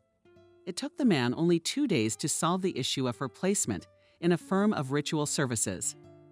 Soon Max already felt as an associate, and began not only to listen to her advice, but also to fulfill it. A little more than a year later, such cooperation, young man, in addition to gratitude, began to feel tenants and quite other feelings. Emily understood this and used her sister's husband to the fullest. But Kelly did not guess that the conspirators are preparing behind her back grandiose plans to enrich themselves at someone else's expense. A short rest helped the expectant mother to regain her strength. The young woman tiptoed to the kitchen and said loudly, "I caught you in the act." "What are you broadcasting about?" She clutched her heart. "Kelly, you can't scare people like that." My heart almost stopped. "Oh, I'm sorry, girlfriend. I didn't mean to." "So what are we talking about?" Max gave Emily an expressive look, and she got right to the point. "Kelly, your husband told me in detail about his project, and I think his plan deserves attention." The mom-to-be interrupted her friend. "And this is Max's third project in 2 years, and all 3 have failed miserably. It's a good thing my parents don't know where the money they gave me for the wedding went. By the way, my husband blew my maternity money too. I've already told him to take out loans if he's on fire in one place." Max finally decided to have his say. "Kelly, but you know what interest you'll have to pay, and why are you pulling away from me?" I mean, we're a family, so we have to work things out together. Yes, I agree with such a statement of the question. But I do not agree that we have to risk for two dubious projects. The woman turned to her friend, and don't you know what Max suggested? No, to sell the salon my dad bought me. At this rate, it'll soon come down to the apartment. No, Max, think of something simpler and more realistic. Max looked at the leg in a belittling way, but it shook its head negatively. Later, she advised the man to take his time. I've studied Lenka well. She's a detachable person. Adjusted time, her own project. A child will be born. Kelly will be busy being a mother and kinder. Remember my word. She'll decide to sell this worthless salon herself. And so it happened. After Nancy was born, the young mother forgot all about her little business. She hardly ever visited the photo parlor, and things went from bad to worse there. One night at dinner, the woman said firmly, I've decided to sell my business before I go completely bankrupt. I don't want to work at a loss. The buyer was found quickly, since the salon was in the center of town. After the deal was finalized, Kelly told her husband, Max, I've already wired the money to your account. Let it be my birthday present to you, but remember that I'm so kind. For the last time, the man kissed his wife. I get it. I swear you and I will soon be cruising the Mediterranean on our own yacht. Little Nancy looked at her happy father's eccentricity and flooded with laughter. But Max again failed to live up to the trust. The money went to nothing. Kelly was shredding cabbage with a knife with exasperation, preoccupied with her own unhappy thoughts. Nancy asked her several times to read her a new book, but she answered, barely restraining herself. Daughter, you see, Mommy has no time. She has to make soup. But the little girl couldn't calm down. And you and I will eat soup together. And maybe Aunt Emily will come to visit us? The little girl jumped joyfully on one leg. Healthy kids. They always bring me candy or chocolate bars. That's why you have bad teeth. You should eat less sweets. My dad says kids should eat nothing but candy. Your dad just made a bad joke. Kelly threw the cabbage into the pot and sat down on the stool. While the soup is boiling, let me read to you. Nancy held out a book with colorful illustrations, but at that moment the bell rang. She wanted to rush to the door, but Kelly put her finger to her lips and tiptoed into the hallway. The bell rang 3 times, and the woman opened the door with a sigh of relief. Why didn't you call right away? You know that I'm all on edge. I'm even afraid to go to the store. Emily slipped into the apartment. Did you have company again? Yeah, they tried to come over last night, but I didn't open the door. They texted me this morning. The guests asked if they were threatening. Yeah, I don't know how to get out of it. What does Max say? How does he explain these attacks on his family? He's a man. He's supposed to protect you and Nancy. When she heard her name, the girl ran up to her aunt with a book. This isn't my daddy's book. The guests marveled, and what does it say about your daddy? How he defeated all the supervillains. Did the women look at that? Yeah, Kelly did. So I'm thinking about doing something. I don't know yet. I'm gonna call my parents. They won't leave us in the lurch. Emily pulled her eyes out in surprise. What about Max? Are you really going to leave your husband at such a critical moment? You do realize what these comrades will do to them, the brew in the pot boiled and spilled on the stove. Kelly, and cussed. Damn it, now I'll have to clean the stove a second time. The woman added heat and turned sharply to her friend. Emily, my child's life is more important to me right now. Max has put us in a dangerous position with his dealings.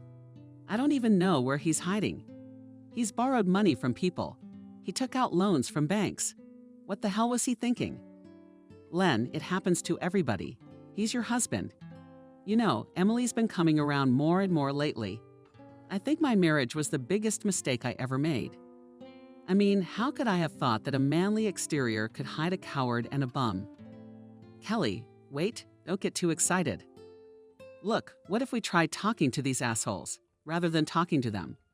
But asked them for a reprieve? Kelly laughed. So you're suggesting I take on my husband's debts? But no. The unexpected woman froze in the middle of the kitchen. She stood in one position for a long time, then looked at her friend. Emily, tell me honestly, why are you crying so hard for Max? What is your interest? The guest did not expect a direct question and laughed nervously. "What is this absurd suspicion? What are you implying?" "I'm not implying anything. I'm asking directly why you are always hanging around my husband, Annie. I do not think I'm smarter than others. I've noticed you making advances before, but it was kind of embarrassing to say it out loud. Now it's kind of convenient. You could say, finita la commedia." As a former theatergoer, you should be familiar with that expression. Emily smirked. "And on what occasion did you use it now, Emily? But you're a smart woman, and you understand everything perfectly well. And I'm even sure you know where my husband is hiding. Well, tell him I won't pay anything for him. And I'm filing for a dissolution of marriage tomorrow. I'm sick of this." Emily had never seen her friend in such a state before. She pressed her lips together resentfully. "Well, you know what, friend? When it feels like it, you gotta go to church. Emily, why don't you go there too? You've got a lot of sins piling up, and you haven't paid off an old debt, by the way."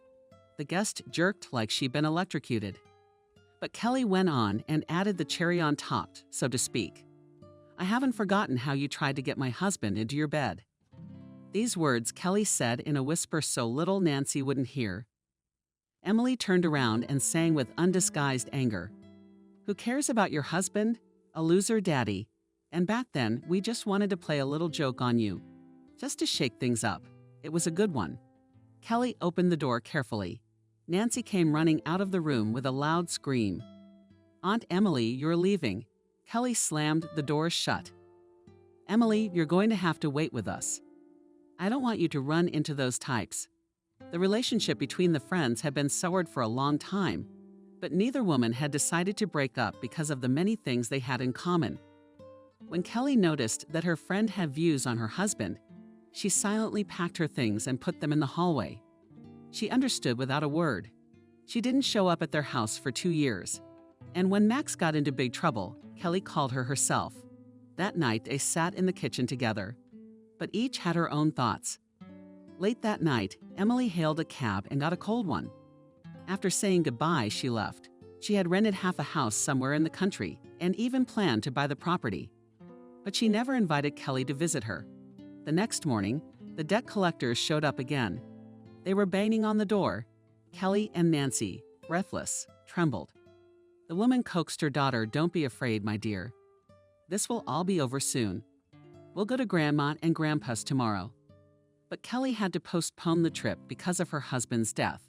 Kelly called her and said in a tearful voice, "Kelly, be strong." The native woman screamed, "Don't tell me what happened, Max." "He crashed. My condolences." The room rocked like the deck of a ship in a storm. Kelly forgot about creditors and threatening phone calls. A smiling Max stood before her eyes. Nancy tugged on her arm. "Mommy, why are you crying?" "Our daddy's sick." She cradled the baby to her chest and sat like that until Emily arrived. "Kelly, do you have to go to the lineup?" "That's what the coroner said. Let's take Nancy to my friend's house. We'll go to the morgue. I'm warning you right away, it's gonna be a hell of a sight." The words were true. Kelly fainted when she saw her husband's body on display. But she was able to tell the coroner, "Yes, that's my husband. He has a tattoo of my name on his arm and a scratch on his wedding ring." Max was buried in a closed casket. A few friends came to say goodbye to him, but his parents didn't come. They explained their absence. "Kelly, you were unwell, and I decided to talk to Max's parents myself. You know his father is a heart patient, so I advised them not to come. They'll come over later and hold their son's graveside service." The day after the funeral, Kelly and her daughter left for her parents' house. For almost 5 years, they lived in Italy, where Liam had a business. Wendy pruned their rose garden. After moving to Italy, she became interested in flower farming. This hobby sometimes reached the point of fanaticism. Simon often complained to his daughter Kelly, "You would do something about her mother, because she rushes from one extreme to another. She was obsessed with chemistry, and now she's crazy about flowers. Daddy, you can forgive her little foibles." The man sighed. "Do I have an election? After all, you women drink the ropes out of us, and we rejoice." After a 10-year separation, love flared up between the parents with renewed vigor. But it was no longer a youthful passion. but mature, like a good wine feeling. Kelly, too, began to forget the troubles little by little. Only sometimes and at night she dreamed of a smiling Max. Then she wanted to scream with pain because love lurked in the corner of a woman's heart. Her father got her a job in his company, where she met Alex. The young man worked as an interpreter and was involved in important meetings as well as deal-making. Kelly never asked him about his work, as she knew about Alex's strict rules from her father. He laughed a lot himself. With Alex, Kelly felt at ease. He was not one of those who likes to throw words. But most of all, women were bribed by the fact that his words never diverged from the deed. Alex had once said, "Kelly, I think it's time for us to move to another level in our relationship. We run around like teenagers on dates." She replied, laughing, "If that's a proposal, I'll take it. But where will we formalize our relationship?" The man was surprised. "What kind of stupid questions? We'll go to our homeland. We'll sign everything and come back." When Simon learned about the decision of his daughter and coworkers, he was very happy. "Mom and I were wondering when you'd decide to get married. It's a good idea to do it at home. Why don't you come and see if the apartment's in order and Vera's grandmother? Don't forget to check on her." At first, the future newlyweds were going to go together, but just before the departure there was a force majeure, and Alex had to be delayed by work. "I'll come on the next flight, and let Nancy go instead of me." The girl was very excited about the possibility of going on a trip. "Yay, we're going on an airplane. And then I'll get to see your wedding." Kelly corrected the girl. "There won't be a wedding. We're just gonna split up." "What do you mean, no wedding?" "I don't agree. I'm not going for nothing." "Well, we'll see where we are." There was no point in rescheduling. So Kelly and Nancy started packing. Alex drove them to the airport, waited for them to check in. "Don't you miss me?" "Just one more day, and I'll be there." Kelly waved him off, and they headed for the lounge. It was only a short walk to the plane. Kelly took a seat. Nancy nearby, the girl considered. "Mom, it's so interesting to watch people." The woman smiled. "And what is that, may I ask? So interesting." "Well, look at faces. Or rather, by facial expressions, you can tell a lot." Kelly laughed. "Are you psychic?" Nancy seemed a little offended. "Mom, what are psychics these days?" "I just like to observe. In fact, when I grow up, I'm going to be a psychologist. I think I can help people understand themselves." Kelly took a new look at her daughter. She saw that she was interested in psychology, but she thought it was just a normal teenage hobby. Any teenager changes such hobbies at the speed of light, but she didn't let her daughter finish the thought. "Mom, pay attention to that man sitting by the window. Something very important has happened in his life, and it's more good than bad." Kelly looked where her daughter was pointing. There was indeed a man sitting there, an unremarkable man of 1,000 in a suit and tie, about 50 or so years old. He wasn't reading, he wasn't on the phone, he wasn't doing anything from which to draw any conclusions. "Not very interesting." "Why do you say that?" "But it's just, look, he doesn't have much luggage, so he's traveling on business. He keeps looking out the window dreamily, like he's rushing time, and he's always wiping sweat. It's not hot in the lounge, so it's reasonable to assume that he's just scared. It might not be his first time flying, but then he wouldn't be so nervous. And if he's so scared, but he's flying anyway, then something has happened that he can't miss. One possibility, given his age. He had a grandchild." Kelly couldn't take it anymore and laughed. "God, you've got a whole story to tell. If any of it's true, you shouldn't be working as a psychologist. You should be working in a police station, solving crimes. But then you're looking for someone else. Here's Mom seeing a woman. She's probably recently divorced." Kelly literally stares at the woman, but again, she doesn't see anything. But the mom here is quite plain. She doesn't wear heels because she's really uncomfortable right now. She's always fixing her hair. So she just recently got a new haircut, a little flashy, and the outfit is like screaming that she's got it all together, plus the airport. She'd obviously decided to take a change of scenery to unwind. Kelly listened and nodded. Yes, it was exactly as her daughter had described. The woman suddenly headed toward them. She really wasn't comfortable in heels. "Excuse me, may I sit down?" "Yes, of course." Kelly nodded at the chairs next to them. then glared menacingly at her daughter because she was about to ask something. The woman sat down and sighed. God, why did I put them on? My legs hurt, so I can't stand. I can't wait for the flight. Judging by how masterfully she spoke Russian, the woman was their compatriot. The road is better to choose comfortable shoes and clothes. The woman waved her hand. It's all a woman's foolishness. With my husband divorced last week and cheated on me bastard like that. So I decided that now I can live for myself, and at the same time in divorce. I deserve it. It's all on me. All he does is have fun.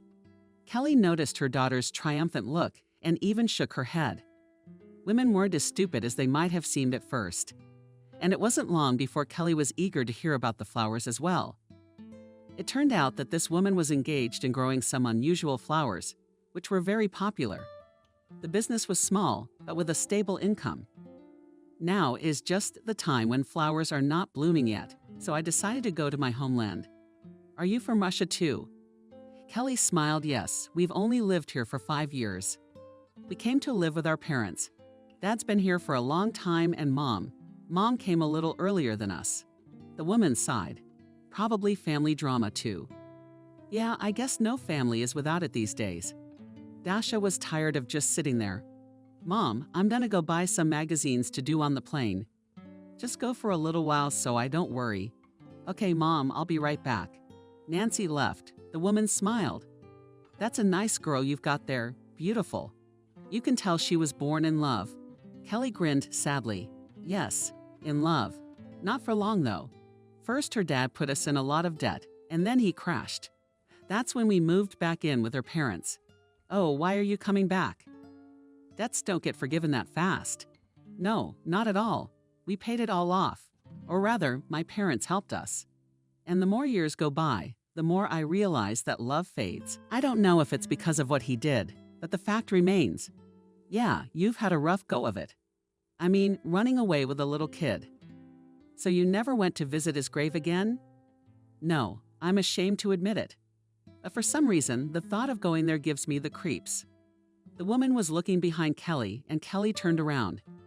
She knew immediately that something was wrong. Nancy was walking toward them at a brisk pace. The girl was pale. Kelly jumped up. Nancy, what's wrong? Did someone scare you? The girl nodded, then shook her head negatively. Nancy, what's wrong with you? Mommy, Nancy, it's okay. Kelly was so nervous that even her teeth were beating out a drum roll. Nancy looked at her with adult eyes and said, That's where I saw Daddy, there with him Aunt Emily. Kelly collapsed into a chair and the frightened neighbor held out a bottle of water to her. That can't be right. You've made a mistake, haven't you? Our dad's dead. I recognized him myself at the morgue. Mom, you know me, you couldn't have made a mistake. And the best part is, it looks like they're on the same plane as us. We're gonna go and check it out. But the woman took her hand. We're boarding. If it's your husband and he's on this flight, you'll see him. But how can that be? It doesn't make any sense. They headed for the gate. At the last minute, Kelly texted her father. There's something weird going on. Nancy said she saw Max. The plane was already in the air. When it passed them, it was Emily. There was no doubt about it. Kelly managed to cover herself with a magazine, and Nancy was looking out the porthole at that moment. Her heart was pounding frantically in her chest. If it was Emily, Nancy couldn't be wrong about her father either. Kelly didn't understand anything at all. They were among the last to descend the gangway. Kelly could clearly see her husband's figure ahead. She didn't know what to do, but now she realized that this man wasn't just a scoundrel, he was a scumbag. At the airport lounge, Kelly headed over to them. Hello, Max. Hello, Emily. Her ex-husband flinched and turned to her. Emily turned as well. But if Max had a rather hunted look, she looked on with hatred. My God, what kind of people? Kelly, but I think I'm the one who should be surprised. I buried you too, Max, and you're alive and well. Emily didn't let him answer. You can take him back. He's not capable of anything. If it wasn't for me, we'd have starved to death a long time ago. No, thank you. But I will definitely take back my money that my family paid for you. She grabbed her arm.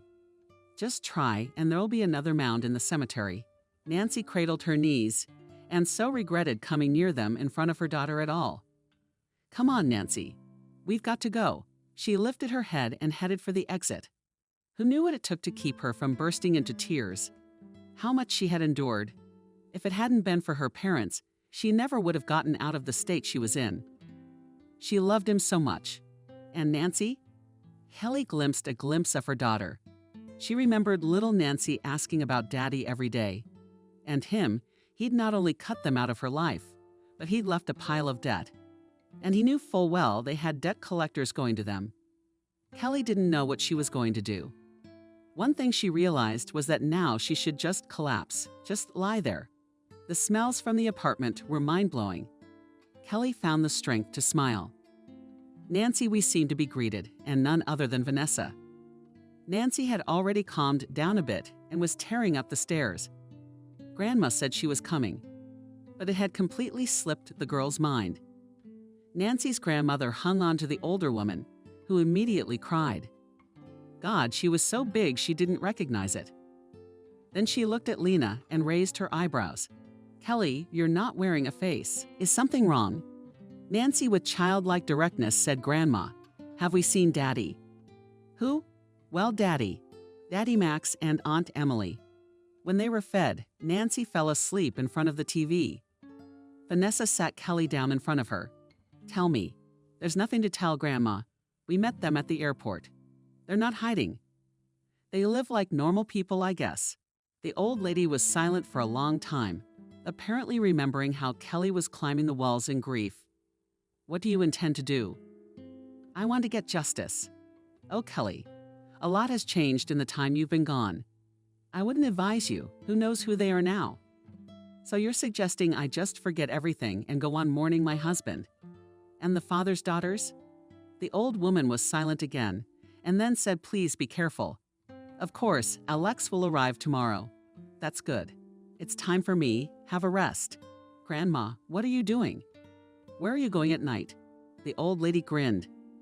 As if you don't remember that I'm always at home at night. And then I'm ancient, of course, but not so ancient that I don't know how to use a cab. Kelly had just had time to clear the table when the doorbell rang. She smiled. The years go by. Granny doesn't change. Still forgetting umbrellas, purses, wallets. She swung the door open and the smile slowly slid off her face. Max stood in front of her. Well, hello, goodbye. The woman wanted to close the door, but Max put his foot up. We'll talk. He walked past her into the kitchen, sat down where he always sat before. Why did you come? We don't have anything to talk about. He looked at her thoughtfully. That's what I thought when I saw you at the airport. I was a little worried, I admit. Then I realized it was a real stroke of luck. Kelly grinned. What kind of luck is that for you? I guess you were glad you were going to spend the rest of your life in prison. He raised his eyebrows. What's that for? Your death, your debts? A lot of things. You're wrong, Kelly. You've always been short-sighted, down to earth. Couldn't think big easily. Tank's a different story. She's a real bitch, though. But the benefit for me in meeting her is not bad. The thing is, my relationship with Anna is dead. Although it was her idea to pull this whole thing off. We wanted our freedom so badly, and there are debt collectors around every corner. So Anka came up with a super plan that worked perfectly. Now I realize I have to figure out a way to arrange my future. I have two options. One, from what I understand, you're still single. So we could reunite and raise our daughter together, which you're looking pretty good right now. Seeing a grimace of disgust, he grinned.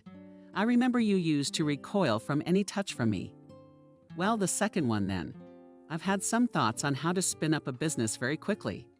But as you realize, I need money for that, which you have no shortage of. Kelly couldn't stand it and laughed. Max, are you out of your mind? What are you talking about? I'm going to go to the police tomorrow and file a report on you. He laughed too. Sure, go ahead. I'll give it away somehow. I'll have a certificate that I've lived without memories all this time. Well, a person loses his memory sometimes. And then I'll write a statement that I forbid to take my daughter abroad. Anyway, I'm not an animal. I'll give you until tomorrow to think about it. I'll drop by tomorrow.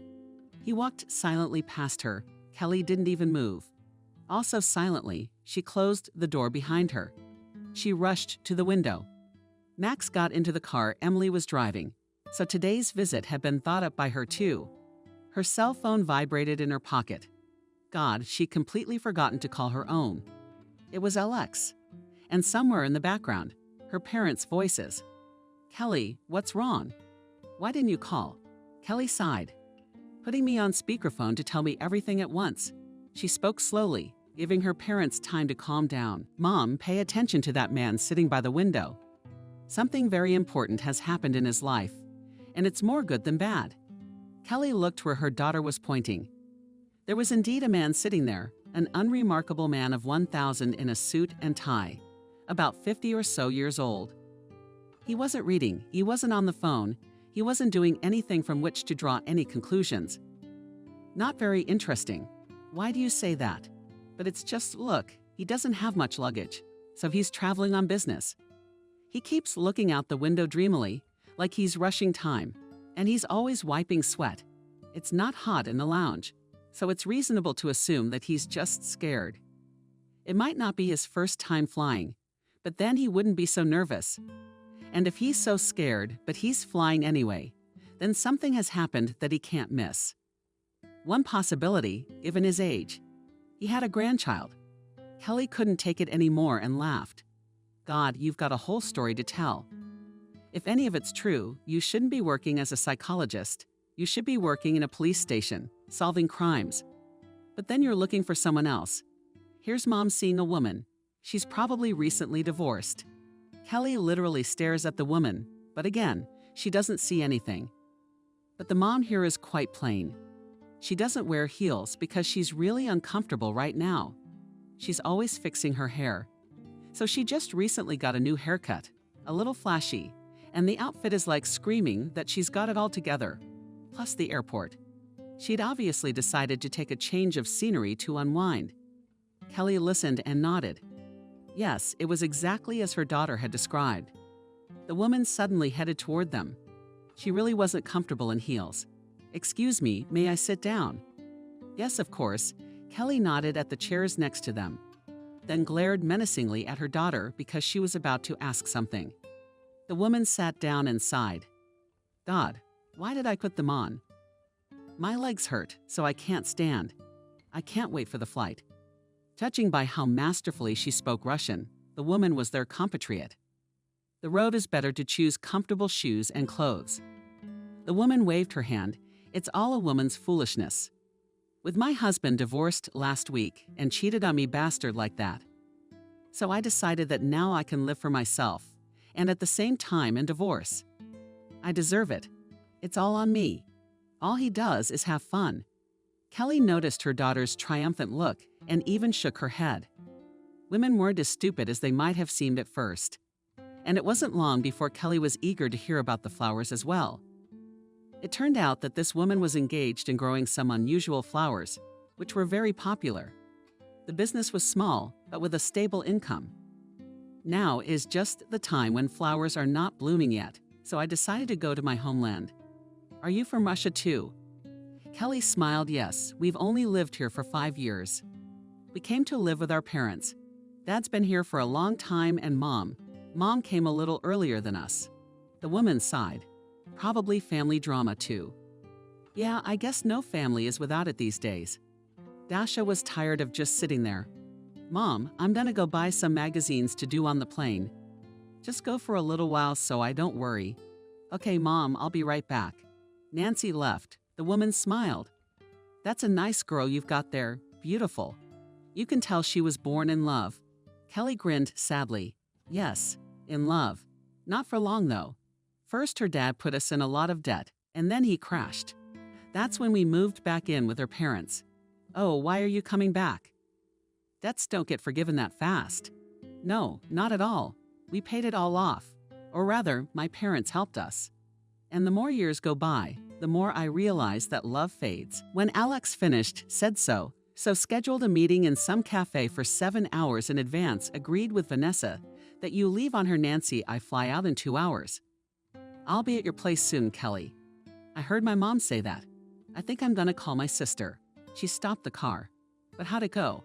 Just like she said it would. The young woman grimaced. God, it's been years, and your Kelly's still such an idiot. I don't think she'll go to the police. I'm sure she won't. She probably should have run. But that's Kelly. She's as straight as a post. She's never been able to think of more than one option. So we can rule out her running right off the bat. What else can she do?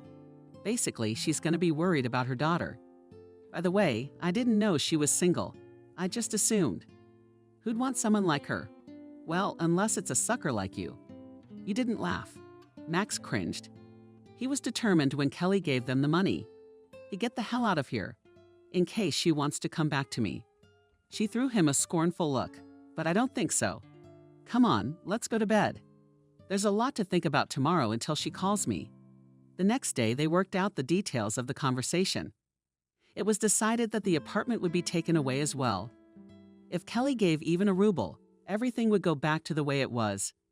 She repeated over and over again how to behave, what to say. Then she threw herself on the back of the sofa.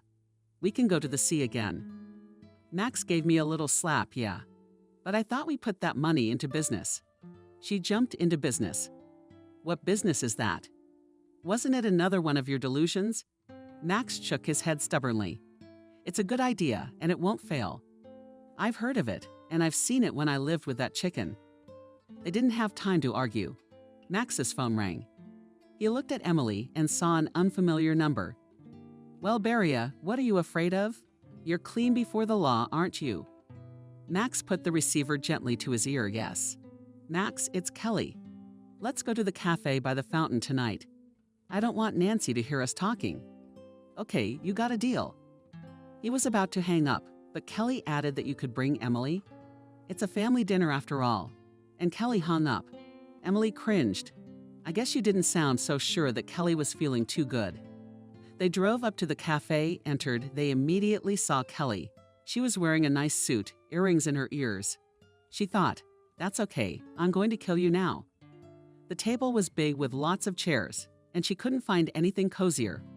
Kelly shrugged. If you don't like it, you can stand. Emily looked at her in surprise. The cafe was crowded, so she didn't say anything. Sitting down on the chair next to her, Max came down. You thought about it. I take it. Now all we have to talk about is the amount of compensation. Kelly suddenly looked behind them and smiled. Emily sensed that things were not going according to plan. She too turned around and squeezed herself to them 6. Clara, and she was being supported under the elbow by a young man. Apparently, XXI was unclear to this Kelly why her mother had come. They hadn't seen each other since they had broken up, and the mother did not even know that the daughter has practically a husband. But I guess the in-laws let her in on the whole thing. And here I thought I'd raised a daughter who wouldn't bite a snake. Oh, you little bitch. You'll embarrass me in front of my relatives. Pay for the good with rottenness. Emily jumped up. You're not yelling in the marketplace. And you shouldn't give a damn about me, so don't you dare interfere. Clara has always had a great fiery temper. She must have relaxed and forgotten all about it. You're going to tell your mother what to do. A resounding slap came straight to my school. While she was trying to figure out what was going on, her mother had time to give her a few more cracks before she rushed for the exit. And Clara sat down, turned to Max. Come on, darling, tell me. Max wanted to leave too. He was well aware that their so-perfect plan had failed miserably. He stood up. And I think I'll go. But then a heavy hand fell on his shoulder. Sit down. He turned around sharply and was stunned. He would have recognized these people from 1,000. They all had a peculiarity that made them look like collectors, and not those who come from the bank, asking politely to repay the arrears, but those who work for a private individual. The man sat down on the other side of Clara. Alex smiled. Well, I see we're all here. Let's get started, shall we? He put his hand on Kelly's arm and became so calm. Another man came up to the old man, sorry, a little late. It was the best lawyer in town. How much would you like to receive from my fiancée? But why are you so quick? Maybe she's decided to come back. Then it'll be one amount. If not, it's a completely different amount. Alex turned to the man. That's a serious bid. Max has completely lost it. He just came for the money. The second man with a smile said, "Well, talk, don't be shy. Everyone is here." Max stammered and said the amount. Alex looked into the paper. Then he turned to the man of gangster appearance. "Well, we'll make out the amount is slightly more than the amount of alimony, so we can equalize." In a second, the money was lying in front of him, and the man was a lawyer, slipping some documents at the hard look of his neighbor. Max realized it would be best not to argue.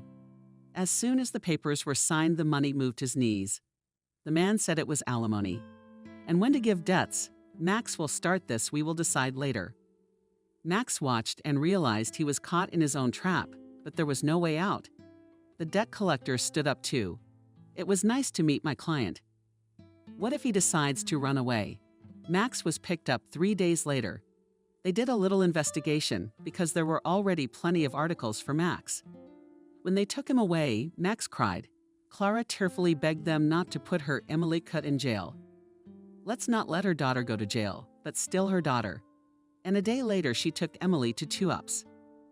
Kelly hardly realized that everything was over. She turned to Alex. "You know, I knew you were a very good man.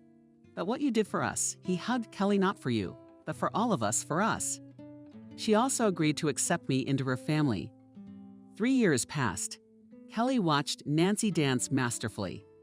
Today is her daughter's first real recital. Their studio is performing at a celebration on the town stage. Next up is a sort of leading prima donna.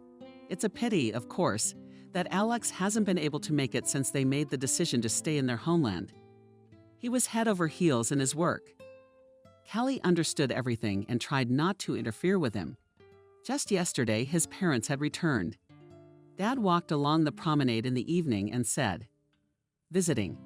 Good, but home is 100 times better." Nancy saw them. They were sitting in the front rows. The music stopped and the dancers bowed. The crowd applauded loudly. And then Kelly noticed some movement near the stage. She took a closer look. Sure enough, it was Alex.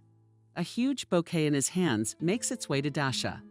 She saw him from the stage and rushed towards him, pushing the guards away. Alex picked her up in his arms. "Here you go. Do you deserve it?" He held out the bouquet and curtsied jokingly. Wendy wiped away her tears. Simon himself wiped his eyes suspiciously often. Nancy suddenly looked seriously at Alex. "Alex, perhaps it should have been done earlier." He wondered what exactly to ask. "Would you mind if I called you Daddy?" He bowed his head. "I'd be happy if you called me that." Everyone standing around wiped away Kelly's tears and heard them talking, but she realized that something was going on at the stage. Finally, Alex started to make her way over to her. "Alex, what is your emergency?" He looked at his wife with wet, too moist eyes and said Nancy asked if I could be called Daddy. Kelly smiled just in time. Alex raised an eyebrow in surprise. "Timely?" "Yeah, see, you'll have at least a little time to get used to the title, won't you?" Alex shook his head and then stared at Kelly. "Wait, you mean?" Kelly nodded modestly. Alex spun her around first, then rushed towards the stage. The security guards pretended to be very busy because they understood with this man. There was nothing they could do. Alex grabbed the microphone and shouted, "I'm about to have a baby, and now I'm going to have 2 children." At the family council, it was decided to sell all the available real estate and buy a big, nice house so that everyone would have enough room, even Grandma Vera. The old lady cried for a long time, saying goodbye to her square meters. And Kelly wanted to cancel the deal, but the grandmother forbade it. "No, Kelly, I'm not old enough to make such invitations." That evening, they sat in the yard of the new house and drank tea, celebrating the cake and Nancy's success. She was sitting there all important. Kelly watched her large family with a smile. Mom and Dad seemed to be getting happier every year. Grandma is still pretty spry. She and Nancy were arguing about something. Alexa's husband was looking at her with loving eyes, and she honestly wanted to cuddle up to him. And so no, it lasted all evening. Kelly glanced at her watch. One guest was running late, but she still heard after 30 seconds. "Did I really think I'd never find you again?" Kelly flipped out. Her ex-boyfriend, whom they'd met at the airport. She smiled embarrassedly. And I'm not alone. Kelly moved outside the wicket. They're shifting from foot to foot. The man-woman smiled. Come in, please. I'll introduce you to my large family.